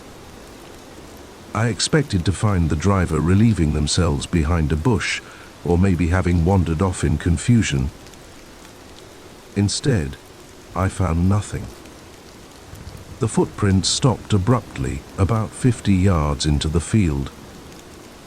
One moment they were there, clear as day, and the next, nothing. Just undisturbed earth stretching out into the darkness. I stood there for a long moment, my mind refusing to process what I was seeing. People don't just vanish. There had to be an explanation. I searched the area thoroughly, widening my circle, looking for any sign of disturbance. Nothing. No scuff marks to indicate someone had jumped or been lifted. No signs of a struggle. Just those footprints, ending in the middle of nowhere. By the time backup arrived, I was sweating despite the cool night air. My colleague, Mike, took one look at my face and knew something was off. "What have we got, Sarah?" he asked, his hand instinctively moving to his holster. I explained the situation, showing him the car, the footprints, the impossible ending. He followed me out into the field, his own bewilderment growing with each step. "This is weird," he said finally, standing at the end of the trail. "Really weird. We called in forensics, had the area cordoned off." The next few hours were a blur of activity, photographing the scene, taking casts of the footprints, searching the vehicle. The driver was identified as one David Chen, 37, a software engineer from San Francisco. His family was contacted. No, they hadn't heard from him. Yes, he was driving to visit them in Denver. No, he had no history of mental illness or erratic behavior. As dawn broke, casting long shadows across the field, we were no closer to an explanation. David Chen had simply vanished, leaving behind a running car and a set of footprints that led nowhere. In the days that followed, the investigation intensified. Search parties combed the area. Helicopters with thermal imaging scanned for miles around. David's phone records, bank statements, and internet history were scrutinized. Missing persons bulletins were issued across multiple states. Nothing. Not a single clue as to what had happened to David Chen. Theories abounded, each more outlandish than the last. Some suggested he'd been abducted by criminals, by a cult, by aliens. Others proposed he'd staged his own disappearance. There was talk of secret government experiments, of portals to other dimensions. I tried to stay grounded to focus on the facts. But the more I dug into the case, the stranger things became. A week after David's disappearance, I received an anonymous tip. The caller, a trembling voice disguised by some kind of modulator, told me to look into something called the Highway of Tears. At first I dismissed it as another crackpot lead. But something about the caller's urgency stuck with me. That night, unable to sleep, I started researching. What I found chilled me to the bone. The Highway of Tears, it turned out, wasn't just one highway. It was a phenomenon reported across multiple states, even multiple countries, lonely stretches of road where people had vanished without a trace, often leaving behind vehicles in perfect working order. In some cases, there were reports of strange lights in the sky. In others, witnesses described a feeling of lost time, of the world around them seeming to shift and change. The deeper I dug, the more cases I found that mirrored David's. A woman in Alaska whose car was found running, her purse still on the seat, footprints leading into the snow before suddenly stopping. A truck driver in Australia who vanished while making a routine delivery, his rig discovered idling on the side of the outback highway. I began to compile a file, cross-referencing cases, looking for patterns. Most of the disappearances happened at night. Many occurred in remote areas. In several cases, witnesses reported electronic malfunctions, radios cutting out, phones losing signal, just before the disappearances. As my off-duty hours became consumed by this research, I could feel myself changing. I became jumpy, paranoid. Every time I patrolled that stretch of Highway 50, I found myself scanning the horizon, half expecting to see strange lights or shadowy figures. My colleagues noticed the change. Mike confronted me about it one night over coffee at the station. "Sarah, you've got to let this go," he said, his eyes full of concern. "The Chen case is cold. It's eating you up." I wanted to tell him everything. About the Highway of Tears, about the patterns I'd discovered. But I knew how it would sound. I'd be taken off active duty, sent to psych eval. So I nodded, promised to take some time off, to get my head straight, but I couldn't let it go. The next night, I found myself back on Highway 50, off duty, my personal vehicle loaded with cameras and scanning equipment I'd borrowed from a friend in the UFO watching community. I don't know what I expected to find. Proof. Maybe. Something to make sense of the senseless. To explain the inexplicable. What I got was something else entirely. It was just after midnight when my radio started to crackle with static. At first, I thought nothing of it. Reception was spotty out here at the best of times, but then I noticed the lights on my dashboard flickering. My headlights dimmed, then brightened, then dimmed again. Heart pounding, I pulled over to the side of the road. This was it. The electronic interference reported in other cases. I grabbed my camera, ready to document whatever came next. That's when I saw it. A light in the field beside the highway. Not a flashlight or a vehicle headlight, but something different. It pulsed with a soft bluish glow, hovering about 6 feet off the ground. I stepped out of my car, camera forgotten in my hand. The light seemed to beckon to me, pulling me forward. I took one step, then another. Somewhere in the back of my mind, a voice was screaming at me to stop, to get back in the car, to drive away as fast as I could. But it was drowned out by an overwhelming sense of curiosity, of longing. I had to know what the light was. Had to understand. I don't know how long I walked. Time seemed to lose all meaning. The light stayed just ahead of me, always just out of reach.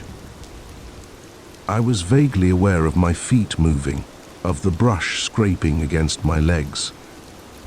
And then, suddenly, the light was gone. I blinked, disoriented, the spell broken. I found myself standing in the middle of the field, no idea how far I'd come. I turned back toward the highway, expecting to see my car's headlights. There was nothing. No car, no highway, just empty desert stretching out in all directions, silvered by the light of a moon I didn't remember seeing earlier. Panic set in. I spun around, trying to get my bearings. That's when I saw them. Footprints in the dirt. My footprints leading to where I stood. And beyond them, another set of prints, familiar prints that I'd seen once before, ending abruptly in the middle of nowhere. I stood there, my mind reeling, as the full weight of my situation crashed down upon me. I understood now. I was no longer the investigator. I had become part of the mystery.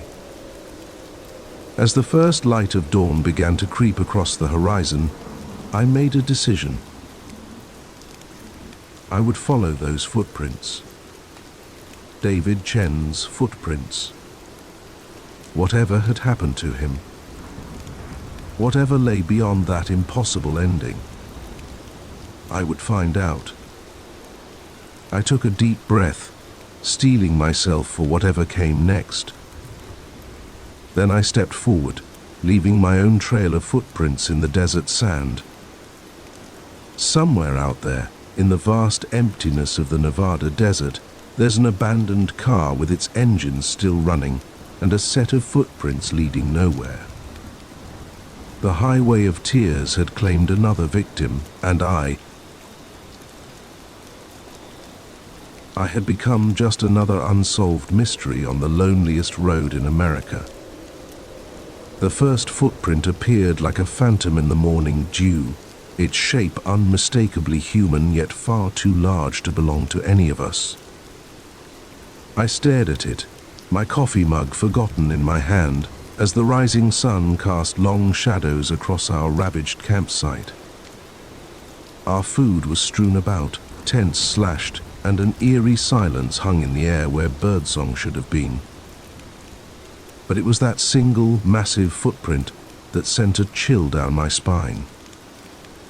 Whatever had visited us in the night was no ordinary animal, and I had a sickening feeling it wasn't done with us yet. My name's Alex, and this camping trip was supposed to be a chance for my family to reconnect, to escape the constant buzz of technology and remember what it was like to just be together. My wife, Sarah, our 2 kids, Lily and Max, and I had spent months planning this getaway to Blue Pine Campground, a remote site nestled deep in the mountains. We'd arrived late yesterday afternoon, the kids buzzing with excitement as we set up our tents and gathered wood for the fire. As the sun set, we roasted marshmallows and told ghost stories, our laughter echoing through the trees. It felt perfect, like we'd finally found a way to pause the hectic pace of our lives and just breathe. If only I'd known then how quickly our idyllic retreat would turn into a nightmare. The first sign that something was wrong came in the middle of the night. I woke to the sound of rustling outside our tent, far too loud to be a raccoon or any of the small wildlife we'd been warned about. Grabbing my flashlight, I unzipped the tent flap and peered out. The beam of light caught a flash of movement at the edge of our campsite. Something large ducked behind a tree too quickly for me to make out its shape. Heart pounding, I zipped the tent back up and lay awake for hours, listening to the sounds of something large moving around our camp. When morning came, the full extent of the intrusion became clear. Our cooler had been upended, its contents scattered across the ground. Claw marks scored the sides of our tents. And there, in a patch of bare earth, was that enormous footprint. "Alex, what's going on?" Sarah's voice snapped me out of my daze.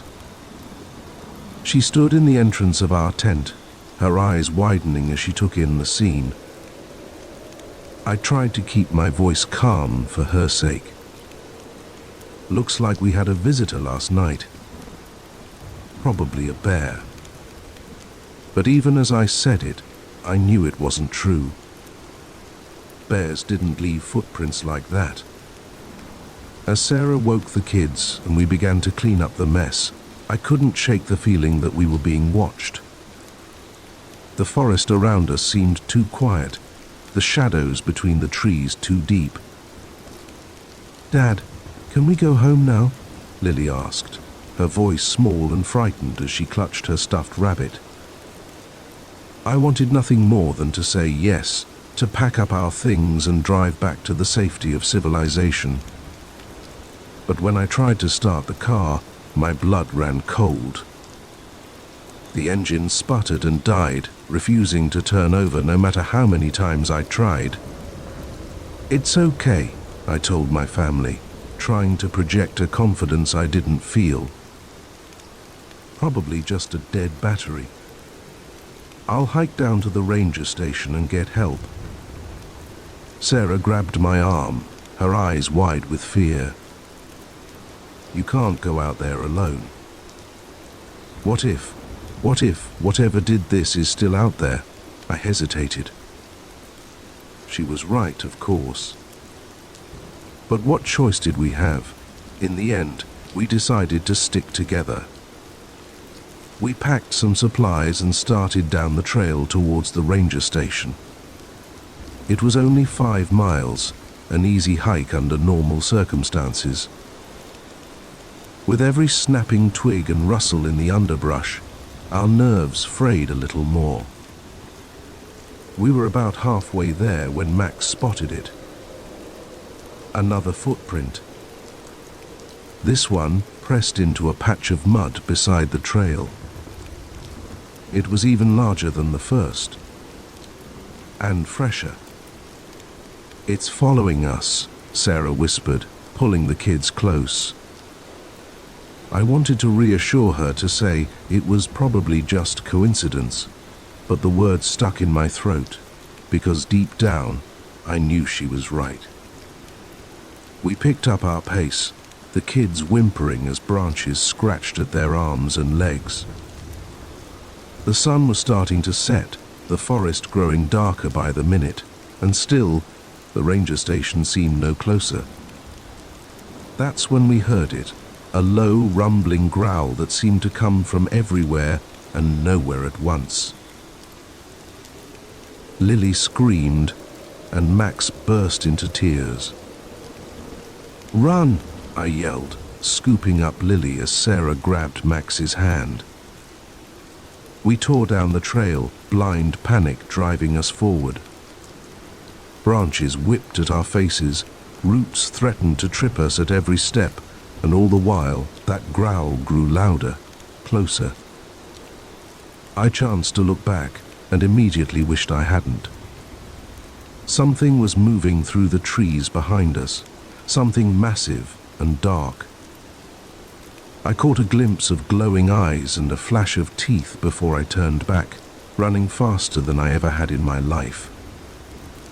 We burst into a small clearing, gasping for breath. And there, like a miracle, was a cabin. Not the ranger station we'd been aiming for, but at that moment, it looked like salvation. I didn't stop to question our luck. We raced for the door, praying it would be unlocked. The handle turned under my grip, and we tumbled inside, slamming the door behind us.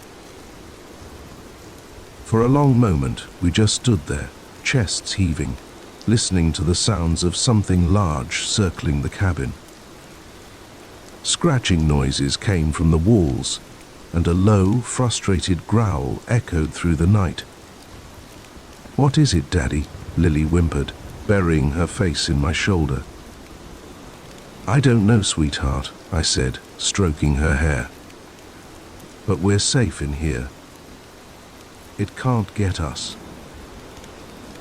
As our eyes adjusted to the gloom, we began to take in our surroundings. The cabin was small, just one room with a fireplace, a few pieces of rustic furniture, and shelves lined with canned goods and supplies. It looked like some kind of emergency shelter or hunting cabin.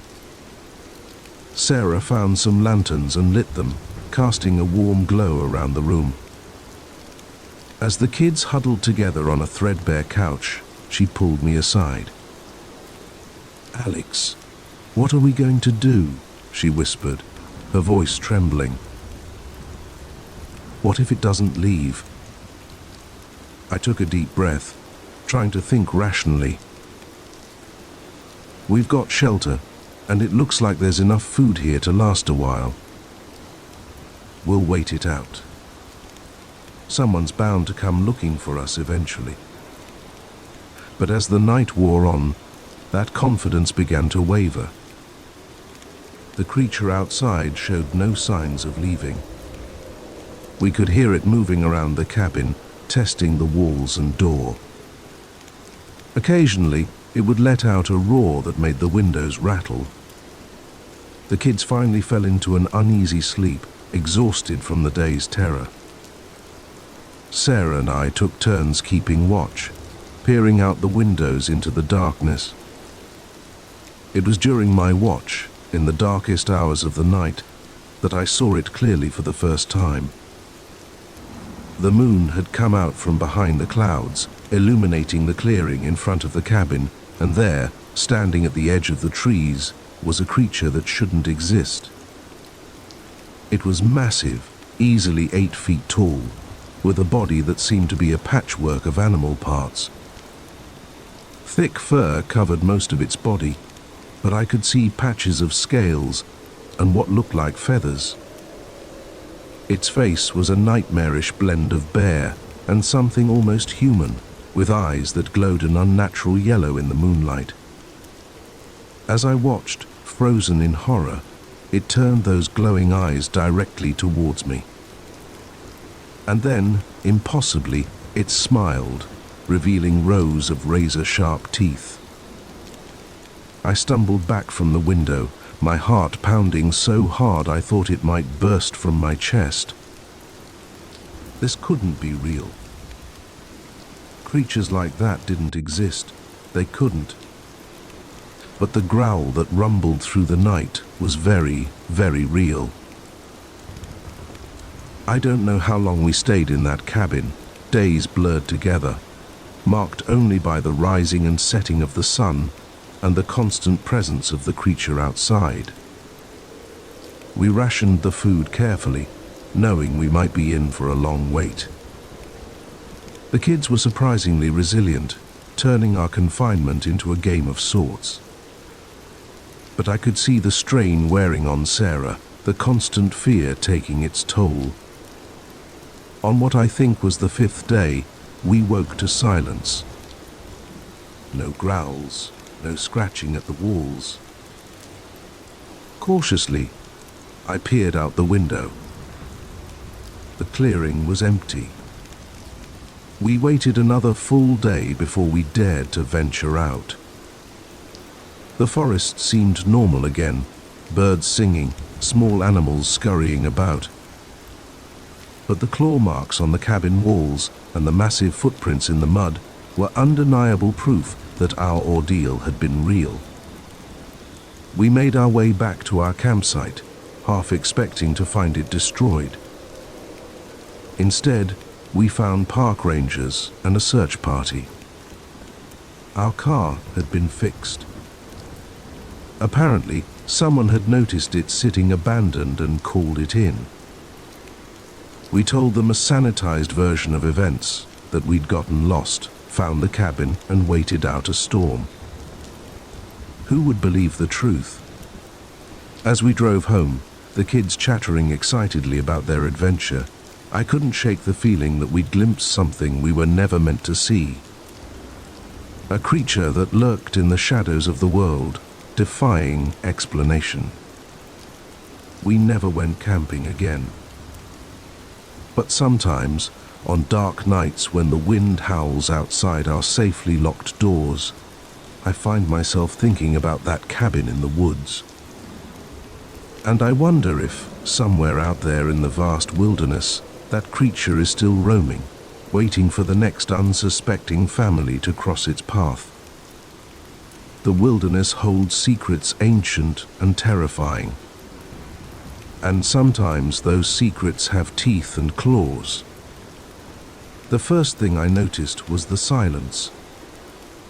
On a cruise ship carrying over 3,000 passengers and 1,500 crew members, silence is never a good sign. I stood in the middle of the Lido deck, where just hours ago families had been splashing in the pool and music had been blaring from the speakers. Now, there was nothing but the gentle lapping of waves against the hull and the distant hum of engines. As I turned in a slow circle, taking in the abandoned lounge chairs and half-empty cocktails, a chill ran down my spine. Where was everyone? And why did the air suddenly feel so different? My name is Mia Chen, and what should have been a relaxing Caribbean cruise turned into the most bewildering and terrifying experience of my life. I'm still not sure I believe what happened to me, but I know one thing for certain. Time isn't as linear as we think it is, and sometimes the fabric of reality can slip in ways we can't begin to understand. It had started as a typical day at sea. I'd woken up late, nursed a slight hangover from the previous night's karaoke party with a greasy breakfast, and spent the morning lounging by the pool with my latest beach read. Around noon, I'd decided to head back to my cabin for a quick nap before the afternoon's activities. I remember closing my eyes, the gentle rocking of the ship lulling me to sleep. When I woke up, the light filtering through my porthole window seemed off, dimmer somehow, with a strange bluish quality I'd never seen before. Disoriented, I checked my phone. The screen was black, completely dead, despite having been fully charged when I lay down. Frowning, I got up and tried the cabin's phone. Nothing but a faint buzzing on the line. That's when I noticed the silence.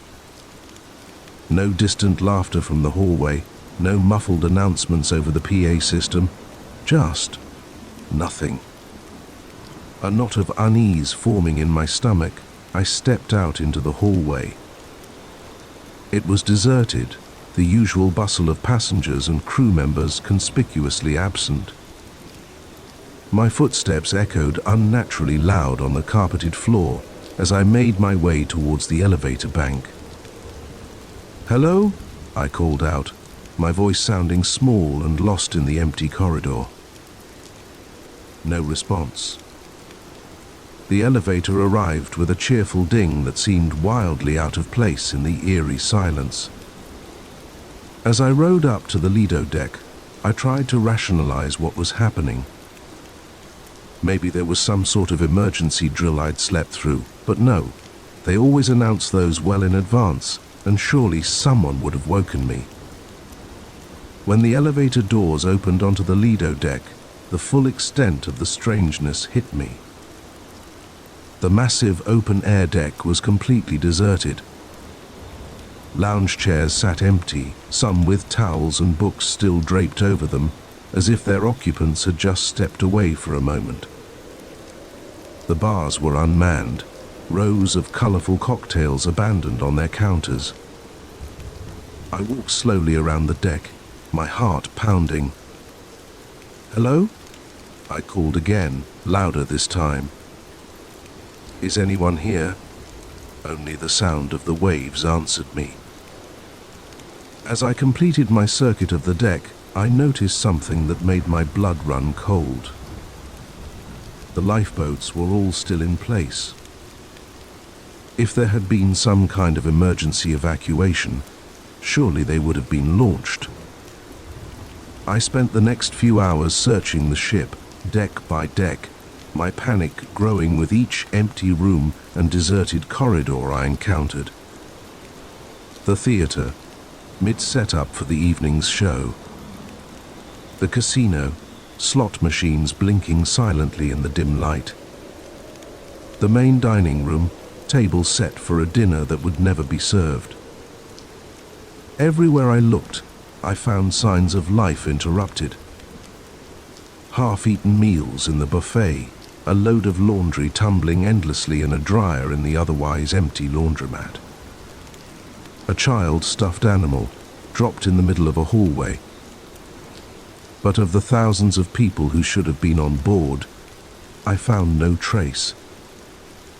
As night fell, or what I assumed was night, given the deepening of that strange bluish light, I made my way to the bridge, hoping against hope to find someone, anyone who could explain what was happening. The bridge was as deserted as the rest of the ship. But at least here, there were signs of life. Radar screens blinked, showing our position in the middle of the Caribbean Sea. Navigation systems hummed softly. The ship was still on course, its automated systems continuing their work even in the absence of human oversight. I slumped into the captain's chair, exhaustion and fear finally overtaking me. What had happened? Where was everyone? And more importantly, what was I going to do now? As I sat there staring blankly at the array of instruments before me, something caught my eye. The date display on one of the monitors. I blinked. Sure, I must be seeing things, but no. There it was, in glowing green letters. August 13th, 2024. A week. Somehow, impossibly, a week had passed since I'd laid down for my nap. I laughed then, a high, hysterical sound that echoed weirdly in the empty bridge. This couldn't be happening. People didn't just lose a week of time. Entire ships full of people didn't just vanish. And yet, here I was. The next few days, if they were indeed days, as time seemed to have lost all meaning, passed in a blur. I roamed the ship, leaving notes in every public space, begging for a response, for some sign that I wasn't alone. I tried every phone, every radio, every possible means of communication, but was met with nothing but static. I ate from the slowly rotting supplies in the ship's massive kitchens, slept fitfully in a different cabin each night, and tried to keep myself sane by talking out loud, narrating my actions as if I was the protagonist in some bizarre reality show. On what I think was the fourth day of my solitude, I saw the lights. At first I thought I was hallucinating, my mind finally cracking under the strain of isolation. But no, there they were. Distant pinpricks of light on the horizon, growing larger by the minute. Hope surged through me. Another ship. A rescue party. I raced to the bow, waving my arms and shouting, even though I knew they were still too far away to see or hear me. As the lights grew closer, I realized with a start that they weren't coming from the sea but from the sky. My elation turned to confusion, then to a kind of numb acceptance. Of course. Why not? After everything else, why shouldn't there be strange lights in the sky? The lights descended slowly, hovering over the ship. They were beautiful, pulsing with colors I had no names for, casting shimmering reflections on the calm sea. As I watched, a beam of light shot down from the center of the formation, touching the deck just a few feet away from me. And then, as suddenly as they had appeared, the lights vanished. And I was no longer alone. The deck was filled with people, passengers in swimsuits and sundresses, crew members in their crisp uniforms. They milled about in confusion, voices rising in a babble of questions and exclamations. What happened? Where did everyone go? Was I dreaming? I stood frozen, unable to comprehend what I was seeing. A man in a captain's uniform strode purposefully towards me, his face a mask of concern. "Miss, are you all right? You look pale." I opened my mouth, but no words came out. How could I possibly explain what had happened? In the days that followed, as the ship made its way back to port, a story was pieced together. According to everyone else on board, no time had passed at all. One moment they had been going about their day, the next they had found themselves standing on the deck, disoriented and confused. Only I remembered the empty ship, the days of solitude, the strange lights. Only I had lived through that impossible week. The incident made headlines around the world. Cruise ship reappears after mysterious disappearance. Experts were consulted, theories were proposed and debunked. Some spoke of wormholes, others of alien abduction. A few fringe voices even suggested a mass hallucination or an elaborate hoax. As for me, I gave my statement to the authorities and then retreated from the public eye. How could I explain something I didn't understand myself? How could I describe the profound loneliness of those days on the empty ship, the bone-deep wrongness of a world slightly out of sync? I've never set foot on another cruise ship. The sight of the ocean fills me with a nameless dread, and sometimes, in the deepest hours of the night, I wake up in a cold sweat, convinced that I'm back there, alone on an empty ship, adrift in a sea of time. I don't know what happened on the paradise of the seas. I don't know where everyone went, or why I was left behind, or what those lights in the sky were. But I do know this. Our understanding of reality, of time and space, is far more limited than we think. There are things out there, forces at work, that we can't begin to comprehend, and sometimes, if we're very unlucky, we catch a glimpse of them, a peek behind the curtain of reality, into the vast, terrifying unknown that lies beyond. I got that glimpse, and it changed me forever. So the next time you're on a cruise, or any ship for that matter, and you feel a sudden chill, or notice the quality of light change ever so slightly, or find yourself alone in a place that should be crowded, remember my story and hope with every fiber of your being that you don't slip through the cracks of time like I did. Because trust me, once you've experienced that kind of impossible solitude, you're never quite the same again. The scratching started on the first night, a faint, persistent sound that could have been tree branches against the cabin's wooden walls, if not for the absolute stillness of the air outside.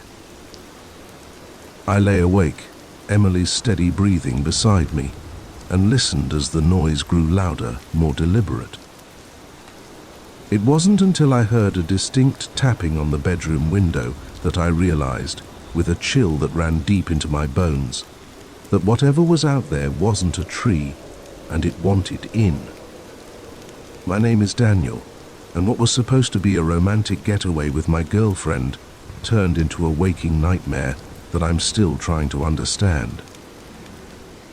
We'd been dating for a year, and with both of us drowning in work stress, a week in a secluded cabin seemed like the perfect escape. No cell service, no Wi-Fi, just us in the great outdoors. If only we'd known what was waiting for us in those woods. We arrived at the cabin late Friday afternoon. It was exactly as advertised. A cozy two-bedroom log structure nestled in a clearing, surrounded by towering pines. The nearest neighbor was miles away, and the dirt road leading to the property had been rough enough to make us question our decision more than once. But as we stepped out of the car, the fresh mountain air and the absolute quiet washed away our doubts. This was exactly what we needed. The cabin's owner, a gruff older man named Bill, met us with the keys as he gave us a quick tour. I couldn't help but notice how his eyes darted nervously around, never quite settling on one spot. "Now, couple things to remember," he said as we stood on the porch. "Don't go wandering in the woods after dark. Lots of wildlife out there, and it's easy to get turned around, and if you hear any strange noises at night, just ignore them. Probably just raccoons or something." I nodded, not thinking much of it at the time. Every cabin owner had their quirks and warnings. "Oh, and one more thing," Bill added, his hand on the door. "Whatever you do, don't open the doors or windows at night. No matter what you hear." Got it? Before we could ask what he meant, he was gone, his truck kicking up dust as he sped down the dirt road. Emily and I exchanged glances. "Well, that was weird," she said with a nervous laugh. I shrugged it off. Probably just trying to scare the city folk. "Come on, let's unpack." The rest of the day was perfect. We hiked a nearby trail, cooked dinner on the old wood stove, and spent the evening cuddled up on the porch swing, watching the stars come out in a sky unspoiled by light pollution. It wasn't until we were getting ready for bed that I noticed the scratches. They were on the inside of the doors and around the windows. Long, deep gouges in the wood, that looked like they'd been made by something with very sharp claws. "Em, come look at this," I called out. She came over, frowning as she ran her fingers over the marks. "Weird. You think a bear tried to get in or something?" "Maybe," I said, though something about the scratches made my skin crawl. They seemed too deliberate, too purposeful. We went to bed, joking about ghost bears to lighten the mood. But as the night wore on and the scratching started, those jokes didn't seem funny anymore. I lay there, every muscle tense, listening to the sound move around the cabin.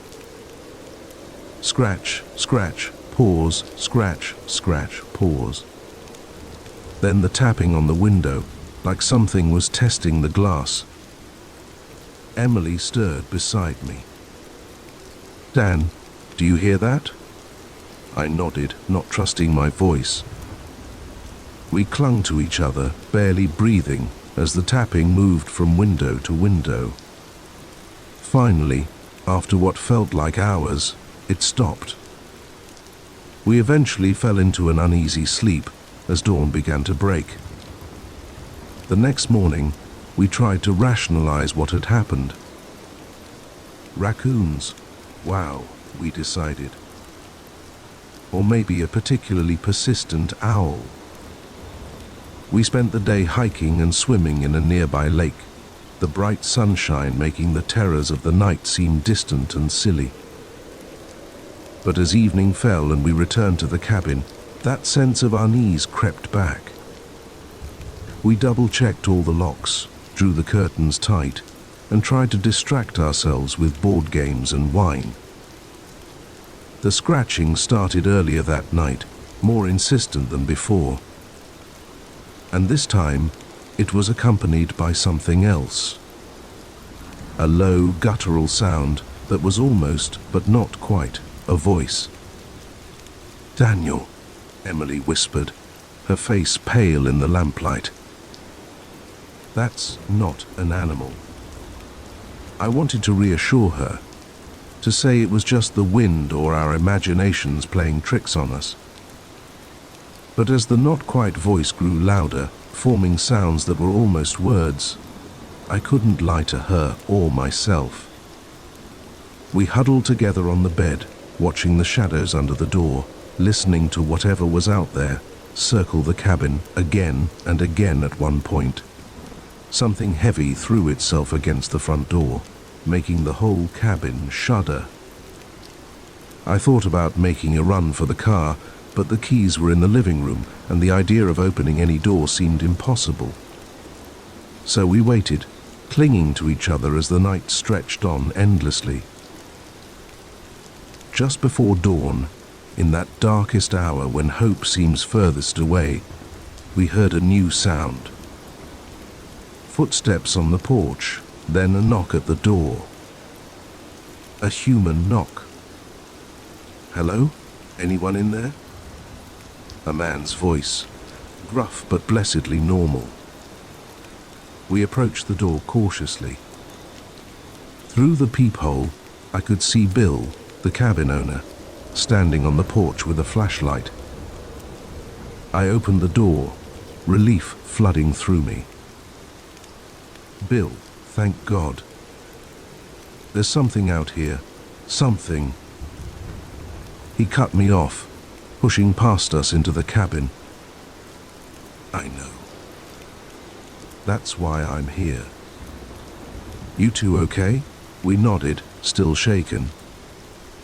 Bill did a quick circuit of the cabin, checking the windows and doors. When he was satisfied, he turned to us with a grim expression. "I owe you an apology," he said. "I should have told you the whole truth when you got here, but I was afraid you'd leave, and I need the money if I'm being honest." "Told us what?" Emily demanded. "What the hell is going on here?" Bill sighed, suddenly looking much older. "This land, it's not right." Never has been, long as I can remember. Things live in these woods, things that ain't natural. Most of the time they keep to themselves. But sometimes, especially when there's new blood around, they get curious. I felt a chill run down my spine. What kind of things? He shook his head. I don't rightly know. Never seen him clearly. But I've heard him, felt him watching. They're smart, whatever they are. Smart and hungry. Why don't you leave? Emily asked. Can't, Bill said simply. This land's been in my family for generations. And besides, he added, his voice dropping to a near whisper, I don't think they'd let me. We spent the rest of that night huddled in the living room with Bill, listening to his stories of the things that lived in the woods, tales passed down through his family, of people who'd vanished over the years, of nights when the barriers between our world and something else seemed to thin. As the sun rose, casting long shadows through the trees, Bill stood up. They'll be gone now. They can't stand the daylight. You two should pack up and go. I'll refund your money. We didn't argue. Within an hour we were in our car, speeding down the mountain road, the cabin receding in our rearview mirror. We never talked much about what happened that weekend. How could we explain it to anyone else? Even between ourselves, we found it easier to let the memory fade, to focus on our normal, safe lives in the city. But sometimes, on dark nights when the wind blows just right, I find myself listening for that scratching sound. And in my dreams, I still hear that almost voice, calling from just beyond the walls, trying to form words I hope I never understand. I don't know what lies in those woods. I don't know why it was so interested in us, or what it might have done if it had gotten inside. But I do know this. There are places in this world where the veil between realities is thin, where things we can't comprehend lurk just out of sight. If you ever find yourself in a secluded cabin, miles from civilization, and you hear a scratching at the door or a tapping at the window, remember my story. Keep the doors locked, the curtains drawn, and whatever you do, don't let it in. Because once you acknowledge those things in the dark, once you let them know you can hear them, they'll never stop calling. And sooner or later, curiosity or fear or simple exhaustion might lead you to answer. Take it from me, some calls are better left unanswered, some doors are meant to stay closed, and some woods are best left unexplored, no matter how inviting they might seem in the light of day. The voice crackled through the CB radio, desperate and filled with static. Please. Anyone. I need help. I'm at the old Starlight truck stop. Something's here. Oh God, it's coming back. Please. Hurry. Then nothing but dead air. I gripped the steering wheel, my knuckles white, as I stared out at the empty highway stretching before me. The rational part of my brain said to ignore it, to keep driving. But 20 years on the road had taught me one thing. Out here, in the vast emptiness of the American night, sometimes a trucker is all that stands between a stranger and disaster. With a muttered curse, I flipped on my turn signal and took the next exit. I didn't know it then, but that decision would lead me into a nightmare I'm still trying to understand. My name's Mike Callahan, and I've been hauling freight across the country since I was old enough to get my CDL. I've seen my share of weird stuff out on the lonely highways. Ghost lights, inexplicable weather patterns, even what some might call UFOs. But nothing in all my years prepared me for what I encountered that night at the abandoned Starlight truck stop. It was a typical run, Seattle to Miami with a trailer full of electronics. I was making good time, the miles melting away under my wheels as I cruised through the New Mexico desert. The radio kept me company, a mix of old country tunes and the occasional chatter from other truckers. It was just past 2 a.m. when the distress call came through. At first, I thought it was just some kids playing around on the channel. It wouldn't be the first time. But something in that voice, the raw fear, the desperation, made me think twice. I tried to respond, to get more information, but there was no answer. Just that eerie static. I knew the Starlight. It had been a popular stop back in the day. A little oasis of neon and greasy food in the middle of nowhere. But it had shut down years ago, another victim of the new highway bypass. Now it was just a crumbling relic, slowly being reclaimed by the desert. As I took the exit, a cold feeling settled in my gut. What if this was a trap? It wouldn't be the first time someone tried to lure a trucker off the main road with a fake distress call. But I couldn't shake the memory of that terrified voice. If someone really was in trouble out here, they didn't have many options for help. The old access road was barely more than a pair of tire tracks now, weeds growing up through cracks in the asphalt. My headlights cut through the darkness, illuminating scrub brush and the occasional piece of wind-blown trash. And then, rising out of the night like a ghost, I saw it. The Starlight truck stop. It was in worse shape than I remembered. The once cheerful neon sign was dark, most of its tubes shattered. The windows of the main building were boarded up, and half the roof had caved in. The vast parking lot, once filled with rigs from all over the country, was empty save for tumbleweeds and broken glass. I pulled up in front of the main entrance, leaving my engine running. The silence was oppressive, broken only by the idle of my truck and the creak of settling metal as the old building shifted in the night wind. "Hello?" I called out, my voice sounding small and lost in the emptiness. "Anyone here?" I heard a distress call on the CB. Nothing. Not even an echo. I grabbed my flashlight from the cab and cautiously approached the building. The boards over the main doors had been pried away, leaving a dark maw that seemed to swallow my light. Every instinct screamed at me to get back in my truck and drive away, but I couldn't shake the memory of that desperate voice. What if someone was hurt in there, unable to call out? I stepped inside, the beam of my flashlight revealing a scene of decay and abandonment. Overturned tables, shattered plates, layers of dust covering everything.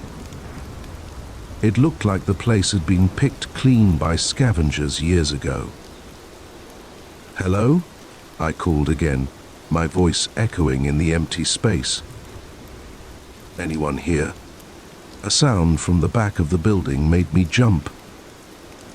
A scraping noise, like something heavy being dragged across the floor. "Hey, you okay back there?" I moved towards the sound, my heart pounding. As I rounded the corner into what used to be the kitchen, my flashlight beam fell on something that made my blood run cold. There, propped up against an old stove, was a CB radio. It looked brand new, completely out of place in the decaying ruin around it. I approached slowly, my mind racing. Had the person who called for help left this here? But why? And where were they now? That's when I noticed something else. On the floor around the radio were strange markings, curved lines and symbols drawn in what looked horribly like dried blood. I took a step back, suddenly very aware of how quiet it was. Even the wind seemed to have died down. And then I heard it. A low, guttural sound coming from somewhere behind me. It was almost, but not quite, a voice. The hairs on the back of my neck stood up as I slowly turned around. There, in the doorway, was something.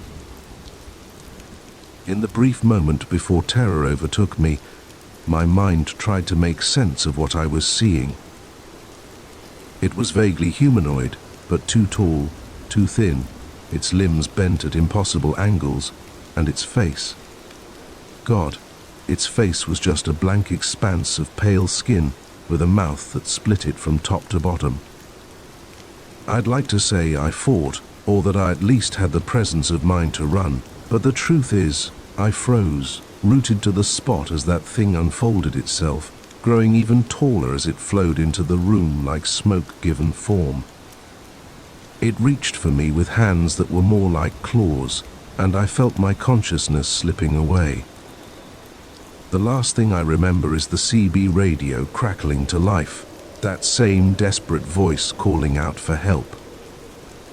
I woke up in my truck, parked on the side of the highway. For a moment, I thought it had all been a vivid nightmare. But then I noticed the dust coating my clothes, the scratches on my arms. And there, on the passenger seat, was the CB radio from the abandoned truck stop. My logbook showed I'd lost almost 6 hours. 6 hours that I had no memory of. I drove to the nearest town in a daze, checked into a motel, and tried to make sense of what had happened. Had I really seen what I thought I saw, or had my mind conjured up some impossible horror to fill in the gaps in my memory? I thought about going to the police, but what would I tell them? That I'd been lured to an abandoned truck stop by a ghost on the CB, then attacked by some kind of monster? They'd laugh me out of the station if they didn't lock me up for my own safety. In the end, I did the only thing I could do. I got back on the road and finished my run.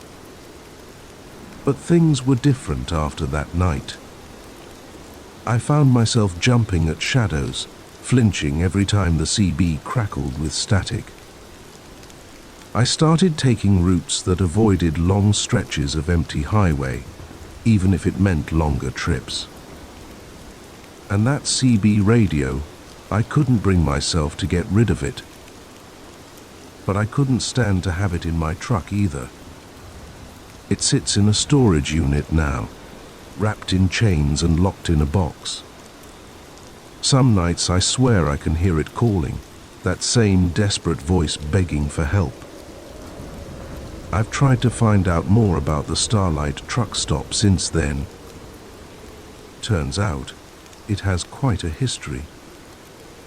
Stories of disappearances going back decades. Truckers who stopped there and were never seen again. Local legends about ancient burial grounds and doorways to other worlds.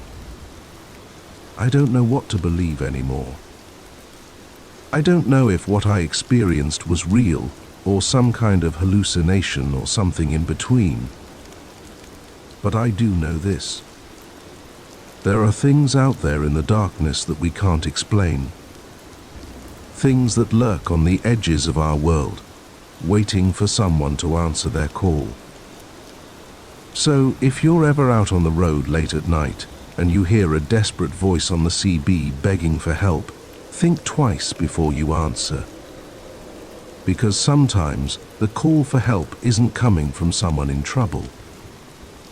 Sometimes it's coming from the trouble itself. And if you find yourself driving past an abandoned truck stop in the middle of the New Mexico desert, keep on driving. Don't look back.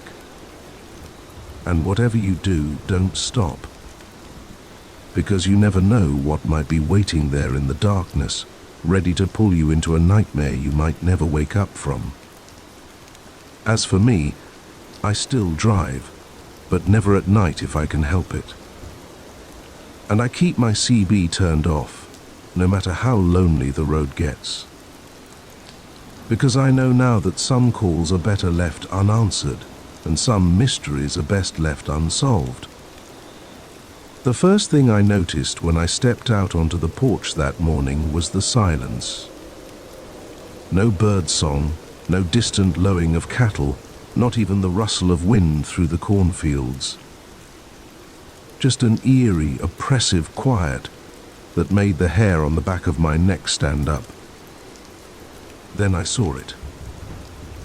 A vast, intricate pattern carved into my wheat field, the stalks bent and woven with impossible precision.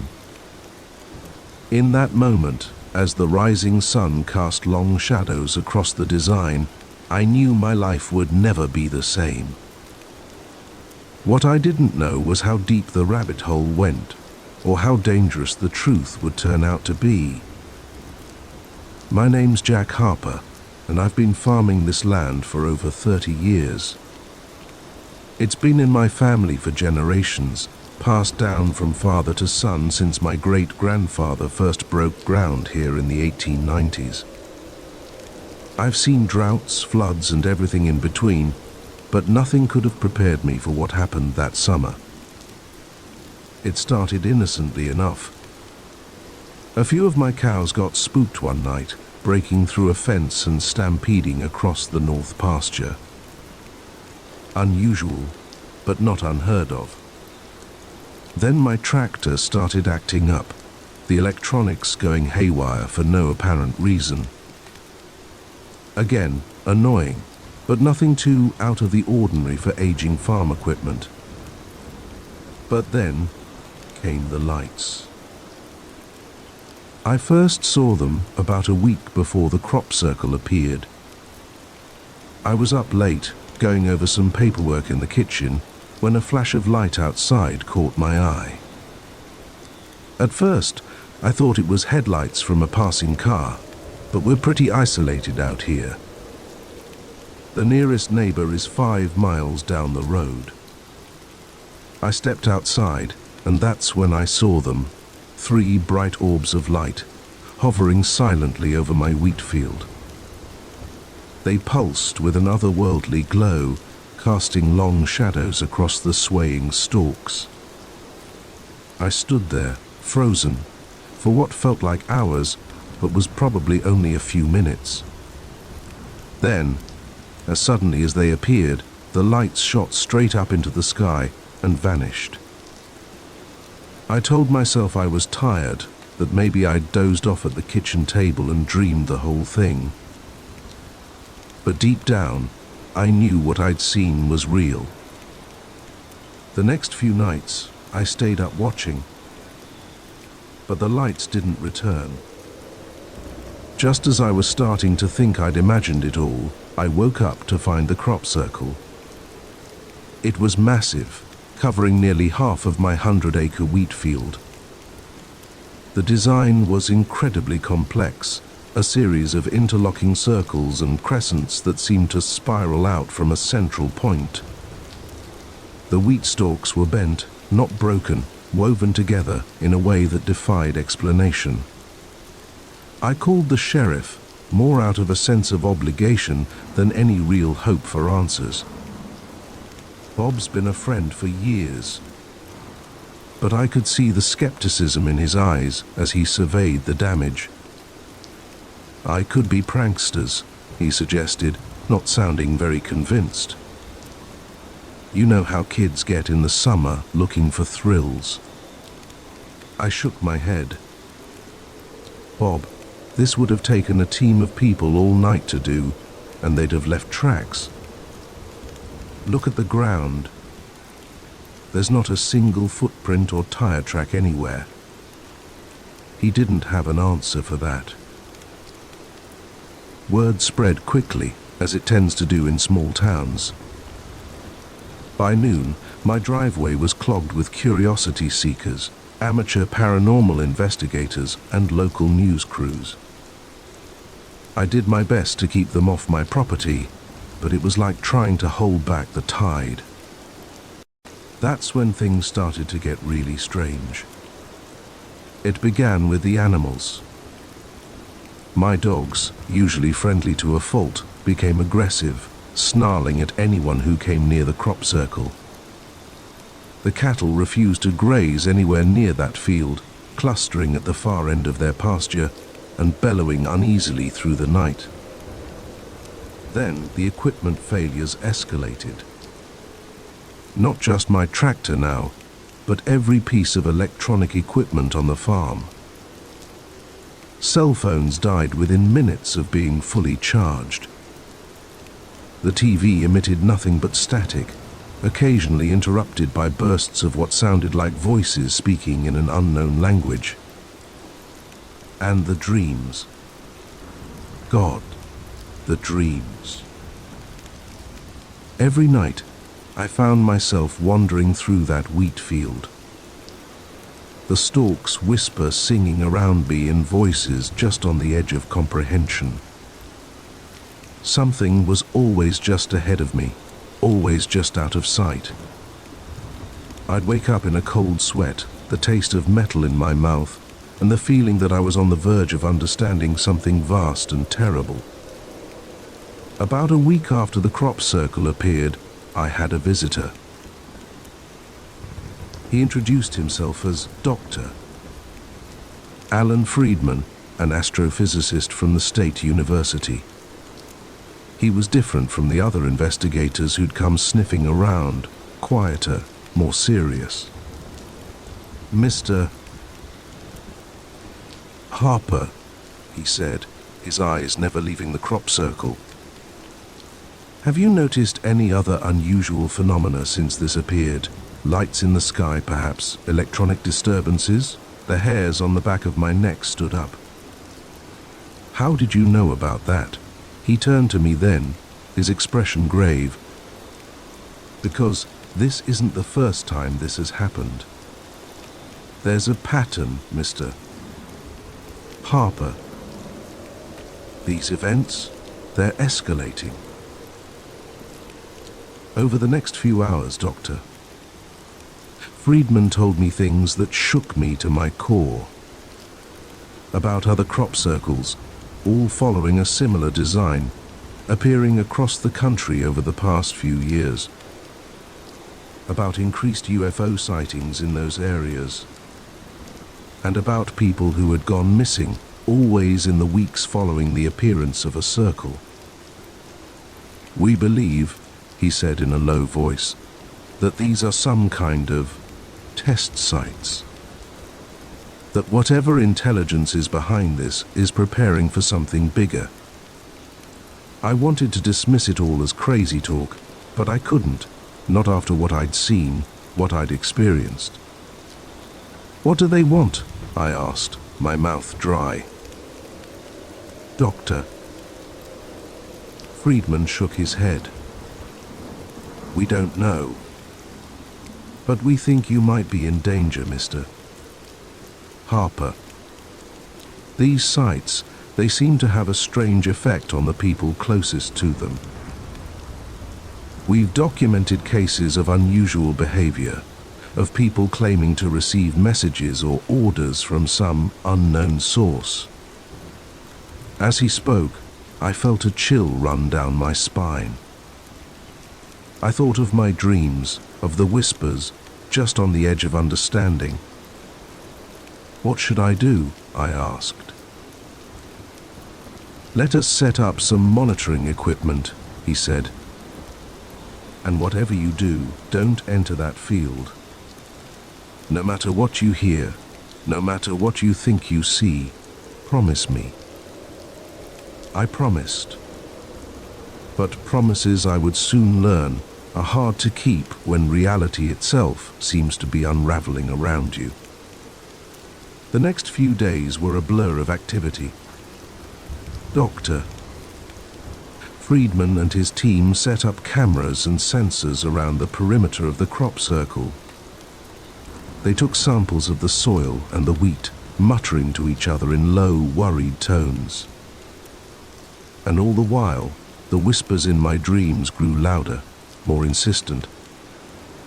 I'd wake up with strange symbols etched in my mind, my fingers itching to draw them.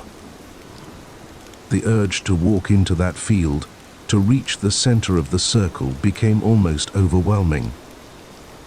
It all came to a head on the 7th night after the circle appeared. I was jolted awake by a sound I'd never heard before, a low, thrumming vibration that seemed to come from everywhere and nowhere at once. I stumbled to the window and felt my heart stop. The crop circle was glowing, pulsing with a soft blue-white light that seemed to beat in time with the thrumming sound. And there, hovering above it, were the lights I'd seen before. But this time, they were descending.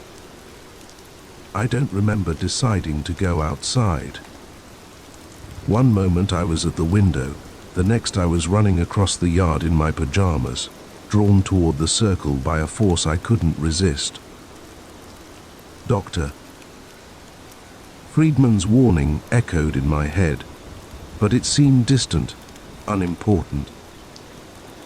All that mattered was reaching the center of the circle, meeting whatever was coming down from the sky. I was at the edge of the wheat field when a hand grabbed my arm, yanking me back. It was Dr. Friedman, his face pale in the otherworldly light. "Harper, no!" he shouted over the thrumming. "If you go in there, we'll lose you." I struggled against his grip, the whispers in my head drowning out everything else, but he held firm, and slowly, painfully, I felt the compulsion begin to fade. We watched, transfixed, as the lights descended into the center of the crop circle. There was a flash so bright it left spots dancing in my vision, and then nothing. The lights were gone. The thrumming stopped. The crop circle lay dark and still. In the days that followed, government agents swarmed my farm. The crop circle was dug up. Every grain of soil tested and retested. I was questioned for hours, as were Dr. Friedman and his team. They found nothing.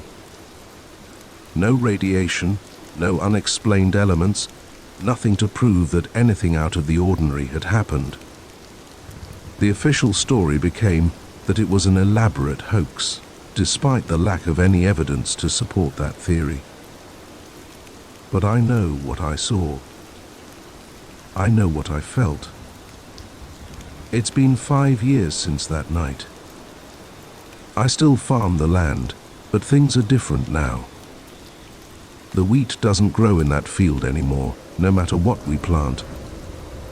On quiet nights, I sometimes think I can still hear those whispers on the edge of my mind. And sometimes, when I look up at the stars, I can't shake the feeling that something up there is looking back, watching, waiting. I don't know what would have happened if I'd made it to the center of that circle. I don't know what's coming or when. But I do know this. We are not alone. And the universe is stranger and more terrifying than we can imagine. So if you ever find a strange pattern carved into your fields, or see lights in the sky that move like nothing you've ever seen before, remember my story.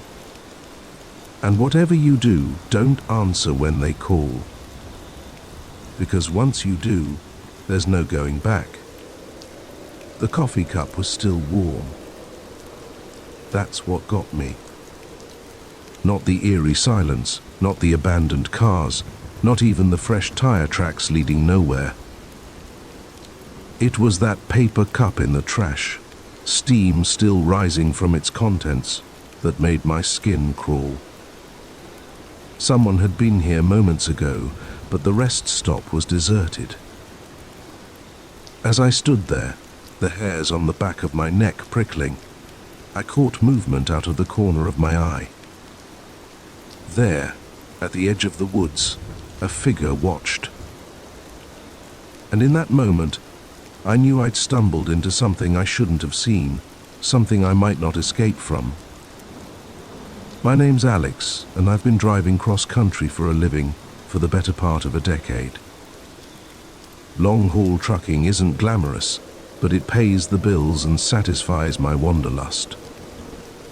I've seen my share of weird stuff on the road, inexplicable lights in the sky, ghost towns that aren't on any map, even what some might call supernatural occurrences.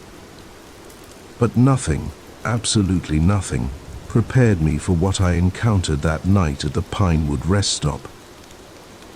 It was a routine run. St. Louis to Portland with a trailer full of electronics. I'd been pushing hard trying to make up time after a delay at my last stop. The night was moonless, the highway a ribbon of black, stretching endlessly before me. I'd been fighting sleep for the last hour, my eyes gritty and my mind fuzzy. When I saw the sign for the rest stop, I almost cried with relief. Just a quick break, I told myself. Splash some water on my face, grab a coffee, and I'd be good for another few hours. The rest stop appeared out of the darkness like an island of light. It was one of those older ones, with a small building housing restrooms and vending machines, and a separate area for trucks to park. As I pulled in, I noticed a few cars in the lot, but no people visible. I parked and stepped out of my rig, stretching muscles cramped from hours of sitting. The air was unnaturally still, no breeze, no sounds of insects or distant traffic, just silence. That should have been my first warning. I made my way to the building, my footsteps echoing loudly on the concrete. The door creaked as I pushed it open, the sound jarring in the quiet. Inside, the fluorescent lights buzzed softly, casting a harsh glare over the empty space. I headed for the men's room, splashing cold water on my face and letting it run down my neck. As I looked up at my reflection, haggard and pale in the mirror, I saw something that made my heart skip a beat. In the mirror, reflected in the partially open door behind me, I caught a glimpse of movement. Just a shadow, really, but distinctly human-shaped. I whirled around, but the doorway was empty. "Hello?" I called out, my voice sounding thin and nervous even to my own ears. No response. Shaking it off as a trick of my tired mind, I left the restroom and headed for the vending machines. That's when I noticed the other oddities. A jacket draped over a chair, as if its owner had just stepped away. A smartphone on a table, screen still lit up, and there, in the trash can by the door, that steaming cup of coffee. My skin prickled with goosebumps. Where was everyone? I stepped back outside, scanning the parking lot. The cars I'd seen earlier were still there, some with doors hanging open. I approached the nearest one. A blue sedan. The keys were in the ignition, the engine ticking as it cooled. "Hey!" I shouted, my voice echoing across the empty lot. "Anyone here?" The silence that answered was deafening. That's when I saw the tire tracks, fresh ones, leading from one of the parking spots and stopping abruptly at the edge of the lot, as if the car had simply vanished into thin air. My heart was pounding now, adrenaline clearing the fog of exhaustion from my mind. Something was very, very wrong here. I turned, intending to run back to my truck and get the hell out of there. That's when I saw it. The figure at the edge of the woods. It was human-shaped, but somehow off. Too tall, too thin, its proportions not quite right. It stood perfectly still, half hidden behind a tree, watching me. I froze, caught in its gaze like a rabbit before a wolf, for a long moment. Neither of us moved.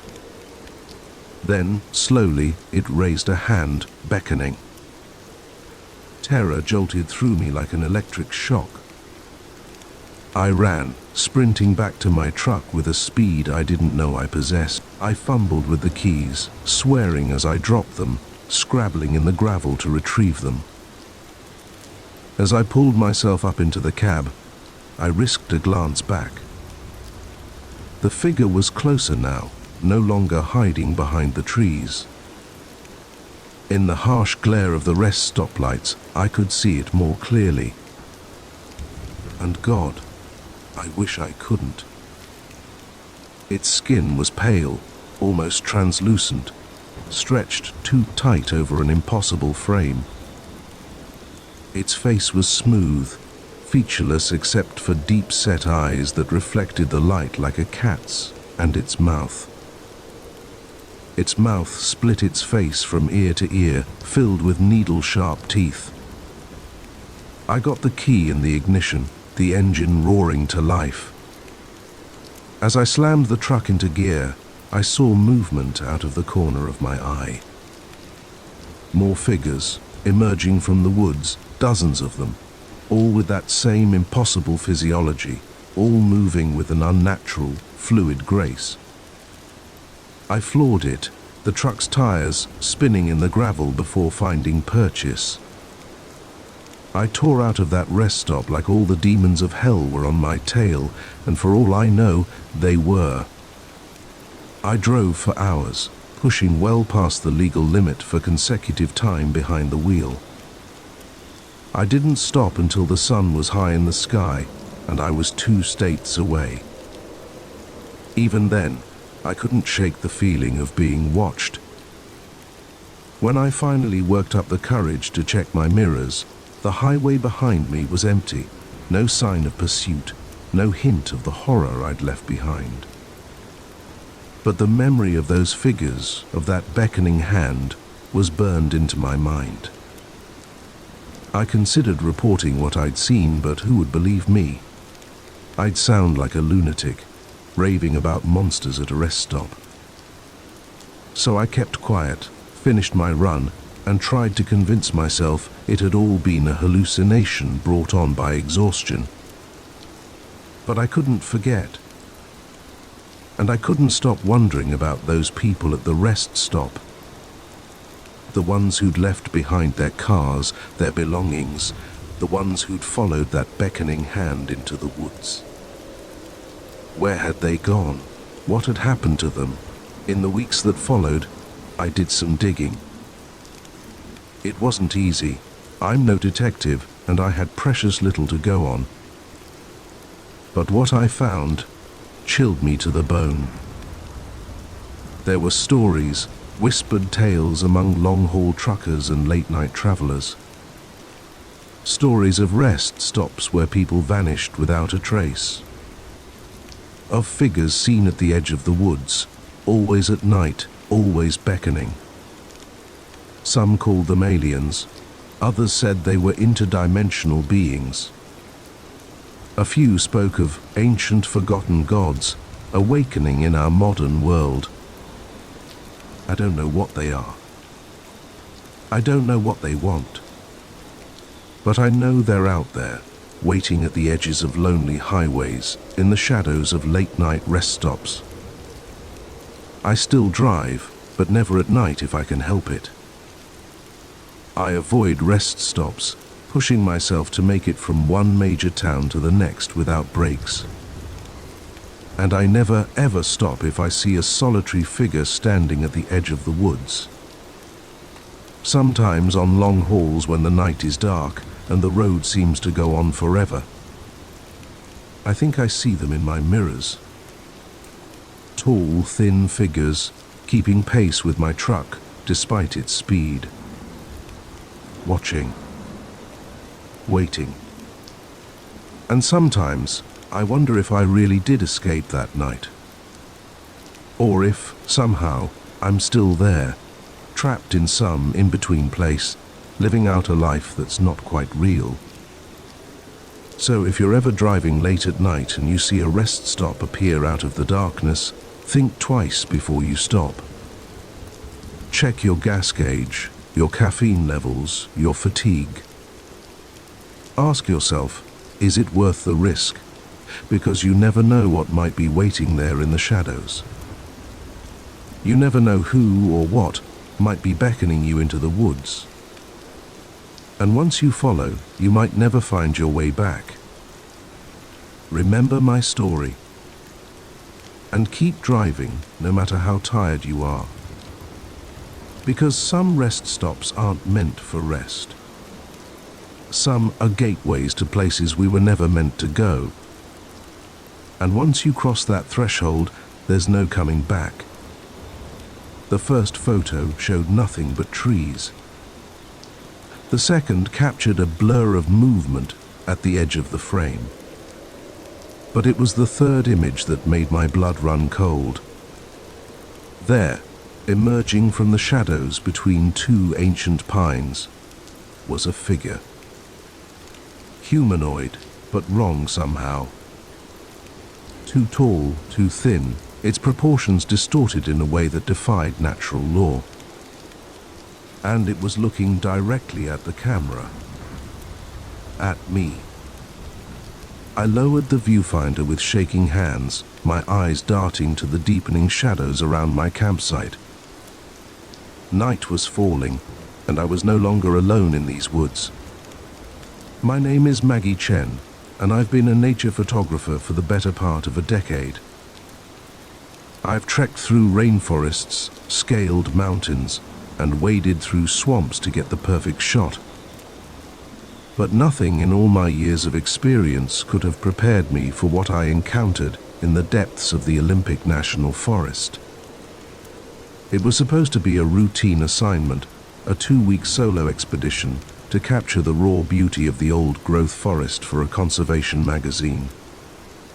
I'd done dozens of trips like this before, and I was looking forward to the solitude, to immersing myself in nature without the distractions of the modern world. The first few days were idyllic. The forest was a photographer's dream, all towering evergreens draped in moss, hidden waterfalls, and dappled sunlight filtering through the canopy. I set up my base camp in a small clearing near a babbling stream, venturing out each day to explore and photograph. It was on the 4th night that things started to get strange. I was reviewing the day's shots on my camera when I noticed something odd in the background of one image. A shape, just barely visible in the shadows between two trees. At first, I dismissed it as a trick of the light, or maybe a deer, but something about it nagged at me. The next day, I returned to the same spot, determined to figure out what I'd captured. I set up my camera trap, a motion-activated camera designed to capture wildlife, and left it there for the day while I explored other areas. When I returned that evening and checked the camera, my heart nearly stopped. There were dozens of images, taken in rapid succession. The first few showed nothing unusual, just the forest floor and a squirrel or two. But then the figure appeared, tall and impossibly thin, with long spindly limbs that seemed to bend at unnatural angles. Its skin, where visible, was pale and almost translucent, stretched tight over an inhuman frame. And its face. God, its face. Smooth and featureless, save for two large dark eyes that reflected the camera's flash like a cat's. I stared at the images, my mind refusing to process what I was seeing. This couldn't be real. It had to be a hoax. A trick played by some other hiker with too much time on their hands and a talent for Photoshop. But as I flipped through the sequence of photos, a chill ran down my spine. The figure was moving closer to the camera with each shot. In the final image, it was reaching towards the lens, long fingers blurred with motion. I packed up my gear with shaking hands and practically ran back to my campsite. That night, I barely slept, starting at every snapping twig and rustle of leaves. I told myself I was being ridiculous, that there had to be a logical explanation. But deep down, I knew what I'd seen was real. The next morning, I woke to find my campsite in disarray. My backpack had been emptied, its contents strewn about. My food cache, hung high in a tree to protect it from bears, had been torn down. The rope snapped as if it were thread. And there, pressed into a patch of soft earth near my tent, was a footprint, long and narrow, with toes that looked more like claws. My camera was lying next to it. With trembling fingers, I turned it on and checked the most recent images. My heart nearly stopped. There were new photos, taken while I slept. Photos of my tent, of me sleeping inside, visible through the mesh window. And in each one, that figure was there, getting closer and closer. I should have left then. Packed up and hiked out.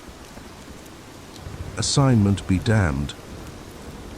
But some combination of curiosity, stubbornness, and plain old stupidity made me stay.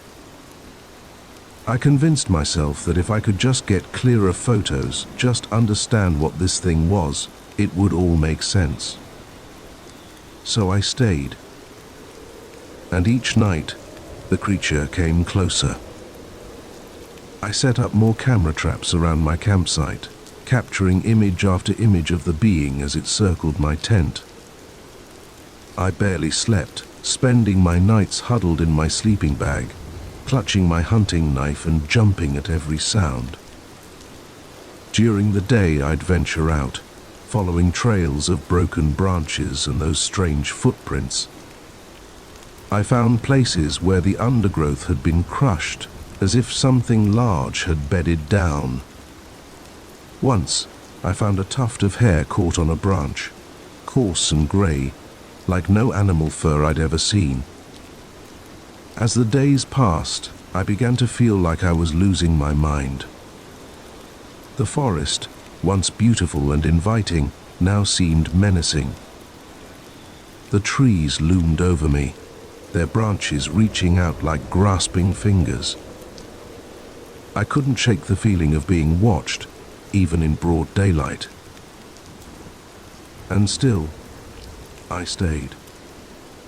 The need to understand, to document what I was seeing, had become an obsession. It all came to a head on what should have been my last night in the forest. I was planning to hike out in the morning, my assignment completed and my sanity hanging by a thread.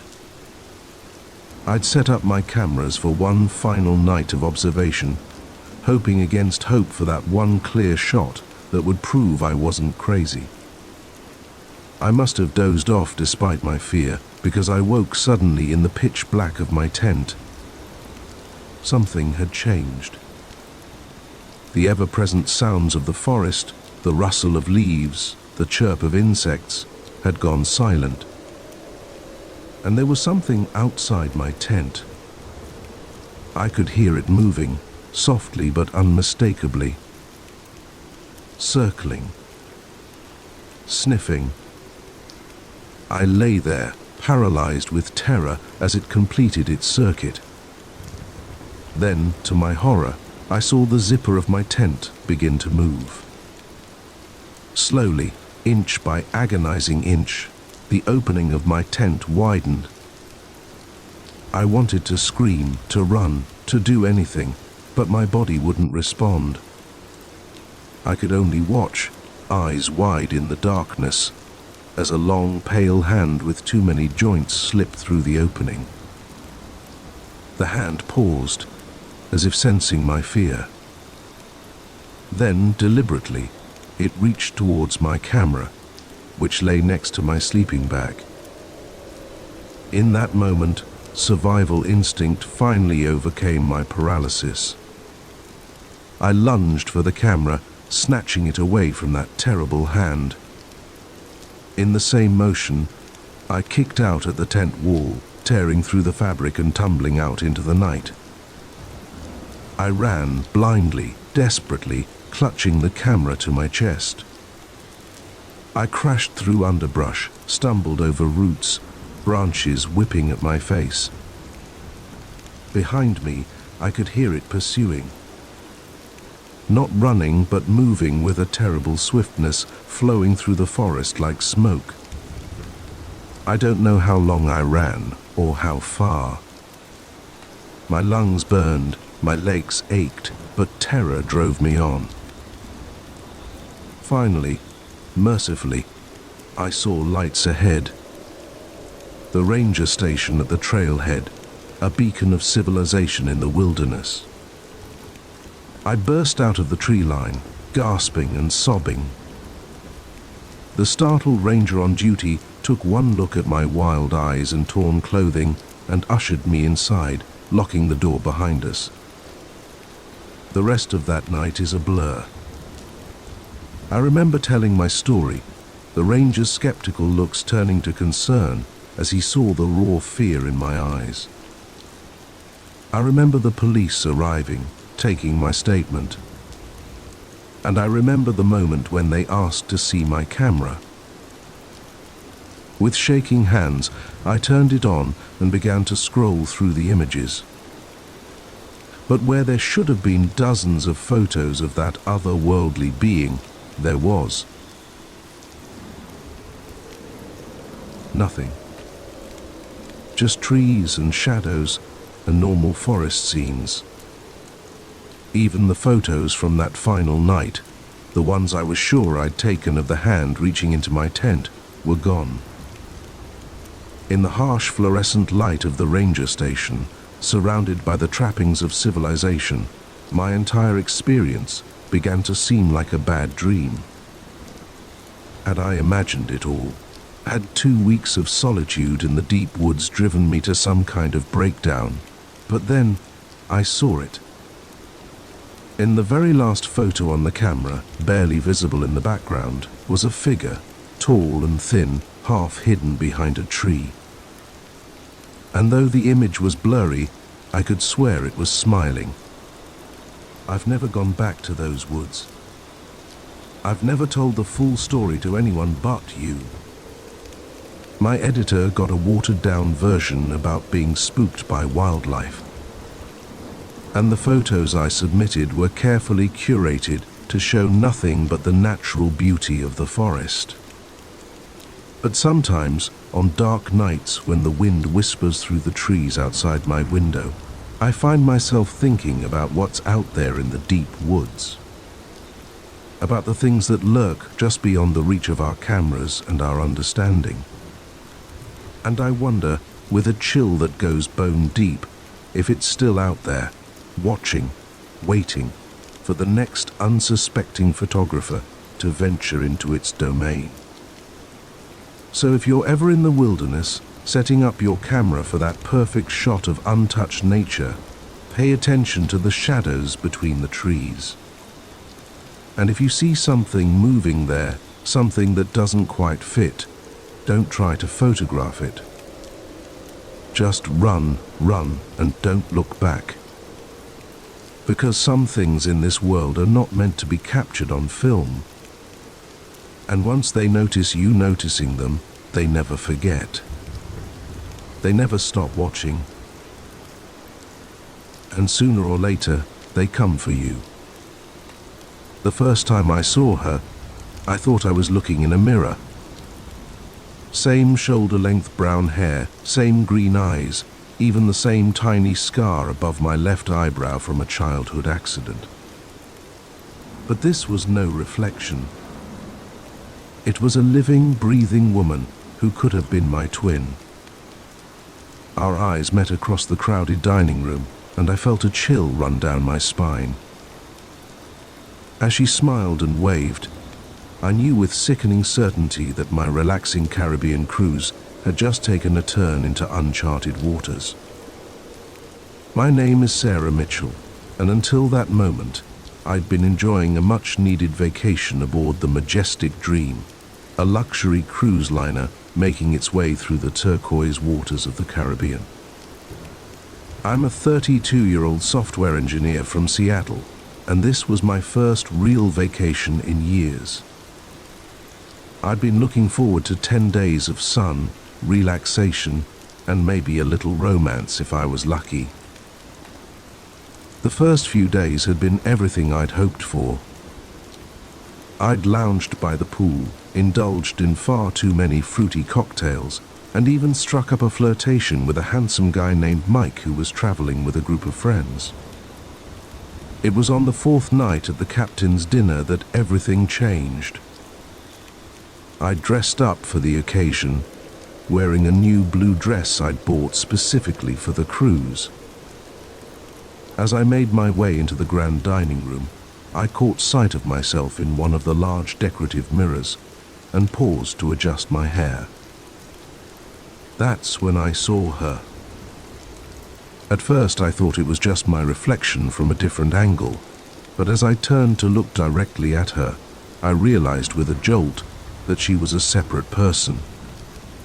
A person who looked exactly like me, down to the smallest detail. Our eyes met, and for a moment, the bustling dining room seemed to fade away. She smiled and waved, as if we were old friends. I felt rooted to the spot, my mind reeling. This couldn't be real.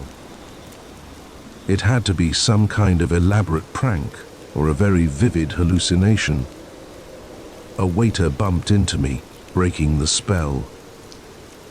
By the time I looked back, she was gone, lost in the sea of passengers making their way to their tables. Throughout dinner, I couldn't focus on the conversation at my table.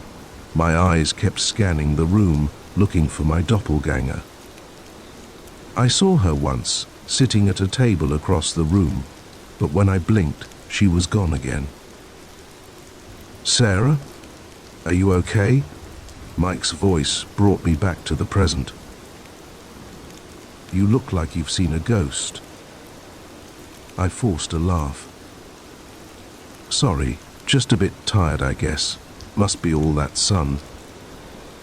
But as the night wore on, I couldn't shake the feeling of unease that had settled over me. Who was she, and why did she look exactly like me? The next morning, I was determined to find her and get some answers. I spent hours wandering the ship, checking every restaurant, lounge and deck, but there was no sign of her. It wasn't until late afternoon that I saw her again. I was heading back to my cabin to get ready for dinner when I caught a glimpse of her turning a corner at the end of the hallway. I broke into a run, but when I rounded the corner, the corridor was empty. That night, I couldn't sleep. Every time I closed my eyes, I saw her face, my face, smiling at me across the dining room. Around 2 a.m., I gave up on sleep and decided to take a walk to clear my head. The ship was eerily quiet as I made my way through deserted corridors. I found myself on one of the upper decks, leaning against the railing and staring out at the moonlit ocean. That's when I heard it. Footsteps behind me, soft but distinct. I turned, half expecting to see my double. Instead, it was Mike, looking surprised to see me. "Sarah, what are you doing up so late?" I hesitated, then decided to take a chance. "Mike, this is going to sound crazy, but have you seen anyone on the ship who looks like me? I mean exactly like me?" He frowned, looking confused. "What do you mean?" I told him everything, about seeing my doppelganger at dinner, about chasing her through the ship. As I spoke, I could see the concern growing in his eyes. "Sarah," he said gently when I finished, "I think maybe you should talk to the ship's doctor. Stress can do funny things to a person's mind, and..." "I'm not crazy," I snapped, then immediately felt guilty at the hurt look on his face. "I'm sorry, I know what I saw, Mike. She's real." He nodded, but I could tell he didn't believe me. "Okay, look, why don't we do some investigating tomorrow? If there really is someone who looks that much like you on the ship, other people must have noticed too, right?" I agreed, grateful for his support, even if he thought I was losing my mind. We made plans to meet for breakfast, and I headed back to my cabin, feeling slightly better. That night, I dreamed of mirrors. Endless corridors lined with mirrors, each one showing a slightly different version of myself. I woke up gasping, drenched in sweat. The next few days were a blur of paranoia and fruitless searching. Mike and I questioned other passengers, checked passenger lists, even bribed a junior crew member to let us look at security camera footage. But there was no sign of my mysterious double. Other passengers were starting to give me strange looks. I'd overhear whispers as I passed, see people pointing and talking in low voices. More than once, someone approached me, insisting they'd just seen me in a completely different part of the ship. Mike stuck by me, but I could tell his patience was wearing thin. "Maybe it was just someone who looked a lot like you," he suggested one afternoon as we sat by the pool. "And now you're just seeing what you expect to see." I wanted to believe him, but deep down, I knew what I'd seen. And I was becoming more and more convinced that something very strange was happening on this ship. It all came to a head on the 8th night of the cruise. I was walking back to my cabin after a late-night movie when I saw her again. She was standing at the end of the corridor, watching me. This time, I was determined not to let her get away. I ran towards her, calling out, "Wait! Who are you? Why do you look like me?" She turned and fled, and I chased her through the twisting corridors of the ship, upstairs, down hallways, through lounges and restaurants. It was like a maze, and more than once, I found myself in parts of the ship I'd never seen before. Finally, I cornered her in a dead-end hallway. She stood with her back to me, shoulders heaving, as if she'd been running too. "Please," I gasped, out of breath, "just tell me who you are." Slowly, she turned to face me. And as she did, I felt the world tilt sideways. Her face was mine, yes, but it was wrong somehow. The proportions were slightly off, The eyes a little too large, the smile a little too wide. As I watched in horror, her features seemed to ripple and shift, like a reflection in disturbed water. "Who am I?" she said, and her voice was a distorted version of my own. "I'm you, Sarah. Or rather, I'm who you could be, who you might become." She took a step towards me, and I stumbled backward, my back hitting the wall. "What? What are you?" Her smile widened impossibly. "I'm a possibility, a potential future, this ship. It exists in a place where realities intersect, where different versions of ourselves can meet." My mind reeled, trying to make sense of her words. "But why? Why show yourself to me?" She laughed, and the sound sent shivers down my spine. "To give you a choice, as of course, you can go back to your life, your safe, predictable existence, or you can embrace the unknown, become something more." As she spoke, I noticed something behind her.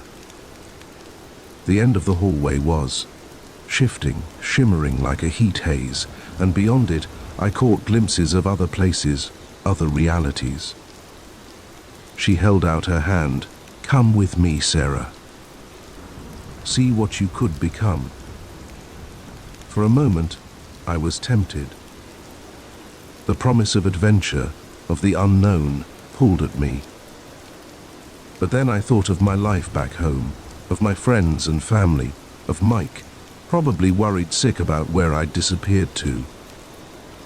I shook my head. No.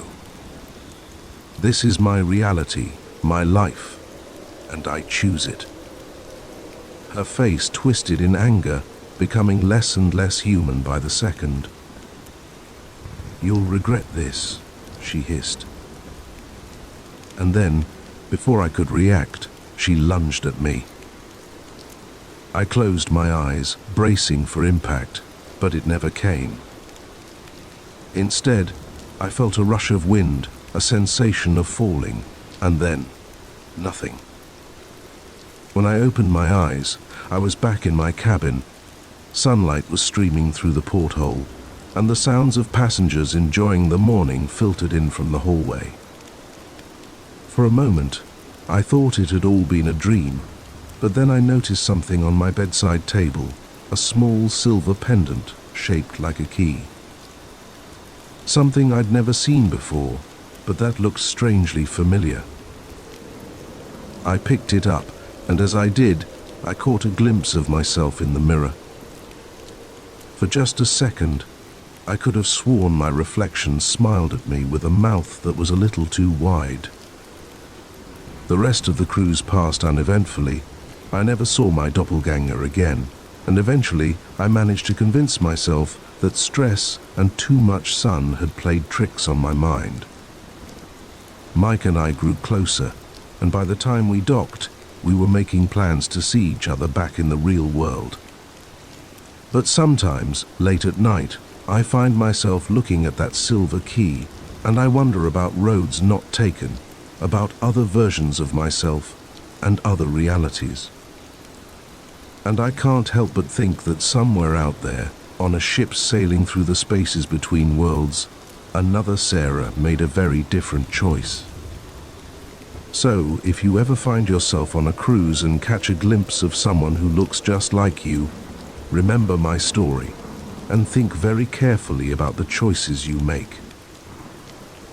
Because sometimes, our doubles are more than just reflections. Sometimes, they're glimpses of who we might become, for better or for worse. The words were whispered with such urgency, such raw fear, that I felt my blood turn to ice. Whatever you do, don't be here at midnight. The weathered trucker who'd spoken them was already walking away, leaving me frozen in my seat, half-eaten burger growing cold on the plate in front of me. I glanced at my watch. 11:37 p.m. As I looked around the diner, taking in the tense faces and furtive glances of the other patrons, I realized with growing dread that I'd stumbled into something far more sinister than a late-night pit stop. My name's Jack, and until that moment, I'd been on a routine cross-country drive from New York to Los Angeles. I'm a freelance photographer, and I'd taken on a last-minute gig that required me to transport some sensitive equipment that couldn't be trusted to shipping companies. The pay was good, and I figured the road trip would give me a chance to capture some interesting shots along the way. I'd been driving for nearly 18 hours straight, fueled by gas station coffee and the kind of determination that only comes from a looming deadline. When I saw the neon sign for Mel's Diner, glowing like a beacon in the dark Nevada desert, I decided to pull over. My stomach was growling, and I figured a hot meal and a real cup of coffee would do me good. The diner looked like something straight out of a 1950 seconds postcard, all chrome and red vinyl booths, with a jukebox in the corner playing old rock and roll tunes. But as soon as I walked in, I sensed something was off. The place was surprisingly busy for the middle of the night, but the atmosphere was tense, almost electric. I slid into an empty booth and ordered a cheeseburger and coffee from a waitress whose smile seemed a little too forced. As I waited for my food, I couldn't help but notice how everyone in the diner seemed on edge. Conversations were hushed, and people kept glancing at the large clock above the counter. When my food arrived, I tried to strike up a conversation with the waitress. "Busy night, huh?" She nodded, her eyes darting to the clock. "Yeah, it usually is around this time." "Oh, you get a lot of late-night traffic?" She hesitated, then leaned in closer. "Look, honey, you seem nice, so let me give you some advice. Eat quick and get back on the road. You don't want to be here too long." Before I could ask what she meant, she was gone, hurrying off to another table. I sat there, burger halfway to my mouth, thoroughly confused. That's when the trucker at the counter turned to me and whispered those chilling words, "Whatever you do, don't be here at midnight." As he walked away, I noticed other patrons starting to leave. They moved with an urgency that seemed at odds with the late hour, practically running to their vehicles. I flagged down my waitress again. "What's going on? Why is everyone leaving?" She glanced nervously at the clock. 11:45 p.m. now, and sighed. "I shouldn't tell you this, but things happen here at midnight. Bad things. Nobody knows why, but it's been going on for years. Some say this place sits on some kind of convergence, a weak spot between worlds. All I know is yarn. You don't want to be here when the clock strikes 12. I laughed, though it sounded hollow even to my own ears. "Come on, you can't be serious." "What? Is this place haunted or something?" Her expression remained deadly serious, worse. "Now please, for your own sake, finish up and go." I wanted to believe it was all an elaborate joke, some weird local custom to scare tourists, but the fear in her eyes, the palpable tension in the air, it felt too real to dismiss. I gulped down my coffee and threw some bills on the table, deciding that whatever was going on, I didn't want to stick around to find out.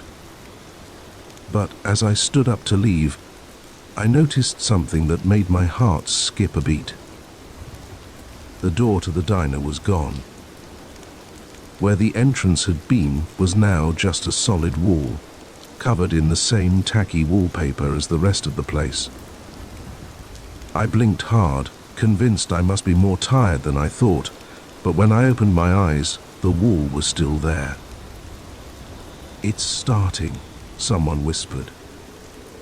I turned to see the other remaining patrons, about a dozen in total, huddled together in the center of the diner. The waitress was among them, her earlier composure crumbling as she clutched a coffee pot like a weapon. "What's starting? What the hell is going on here?" I demanded, panic rising in my throat.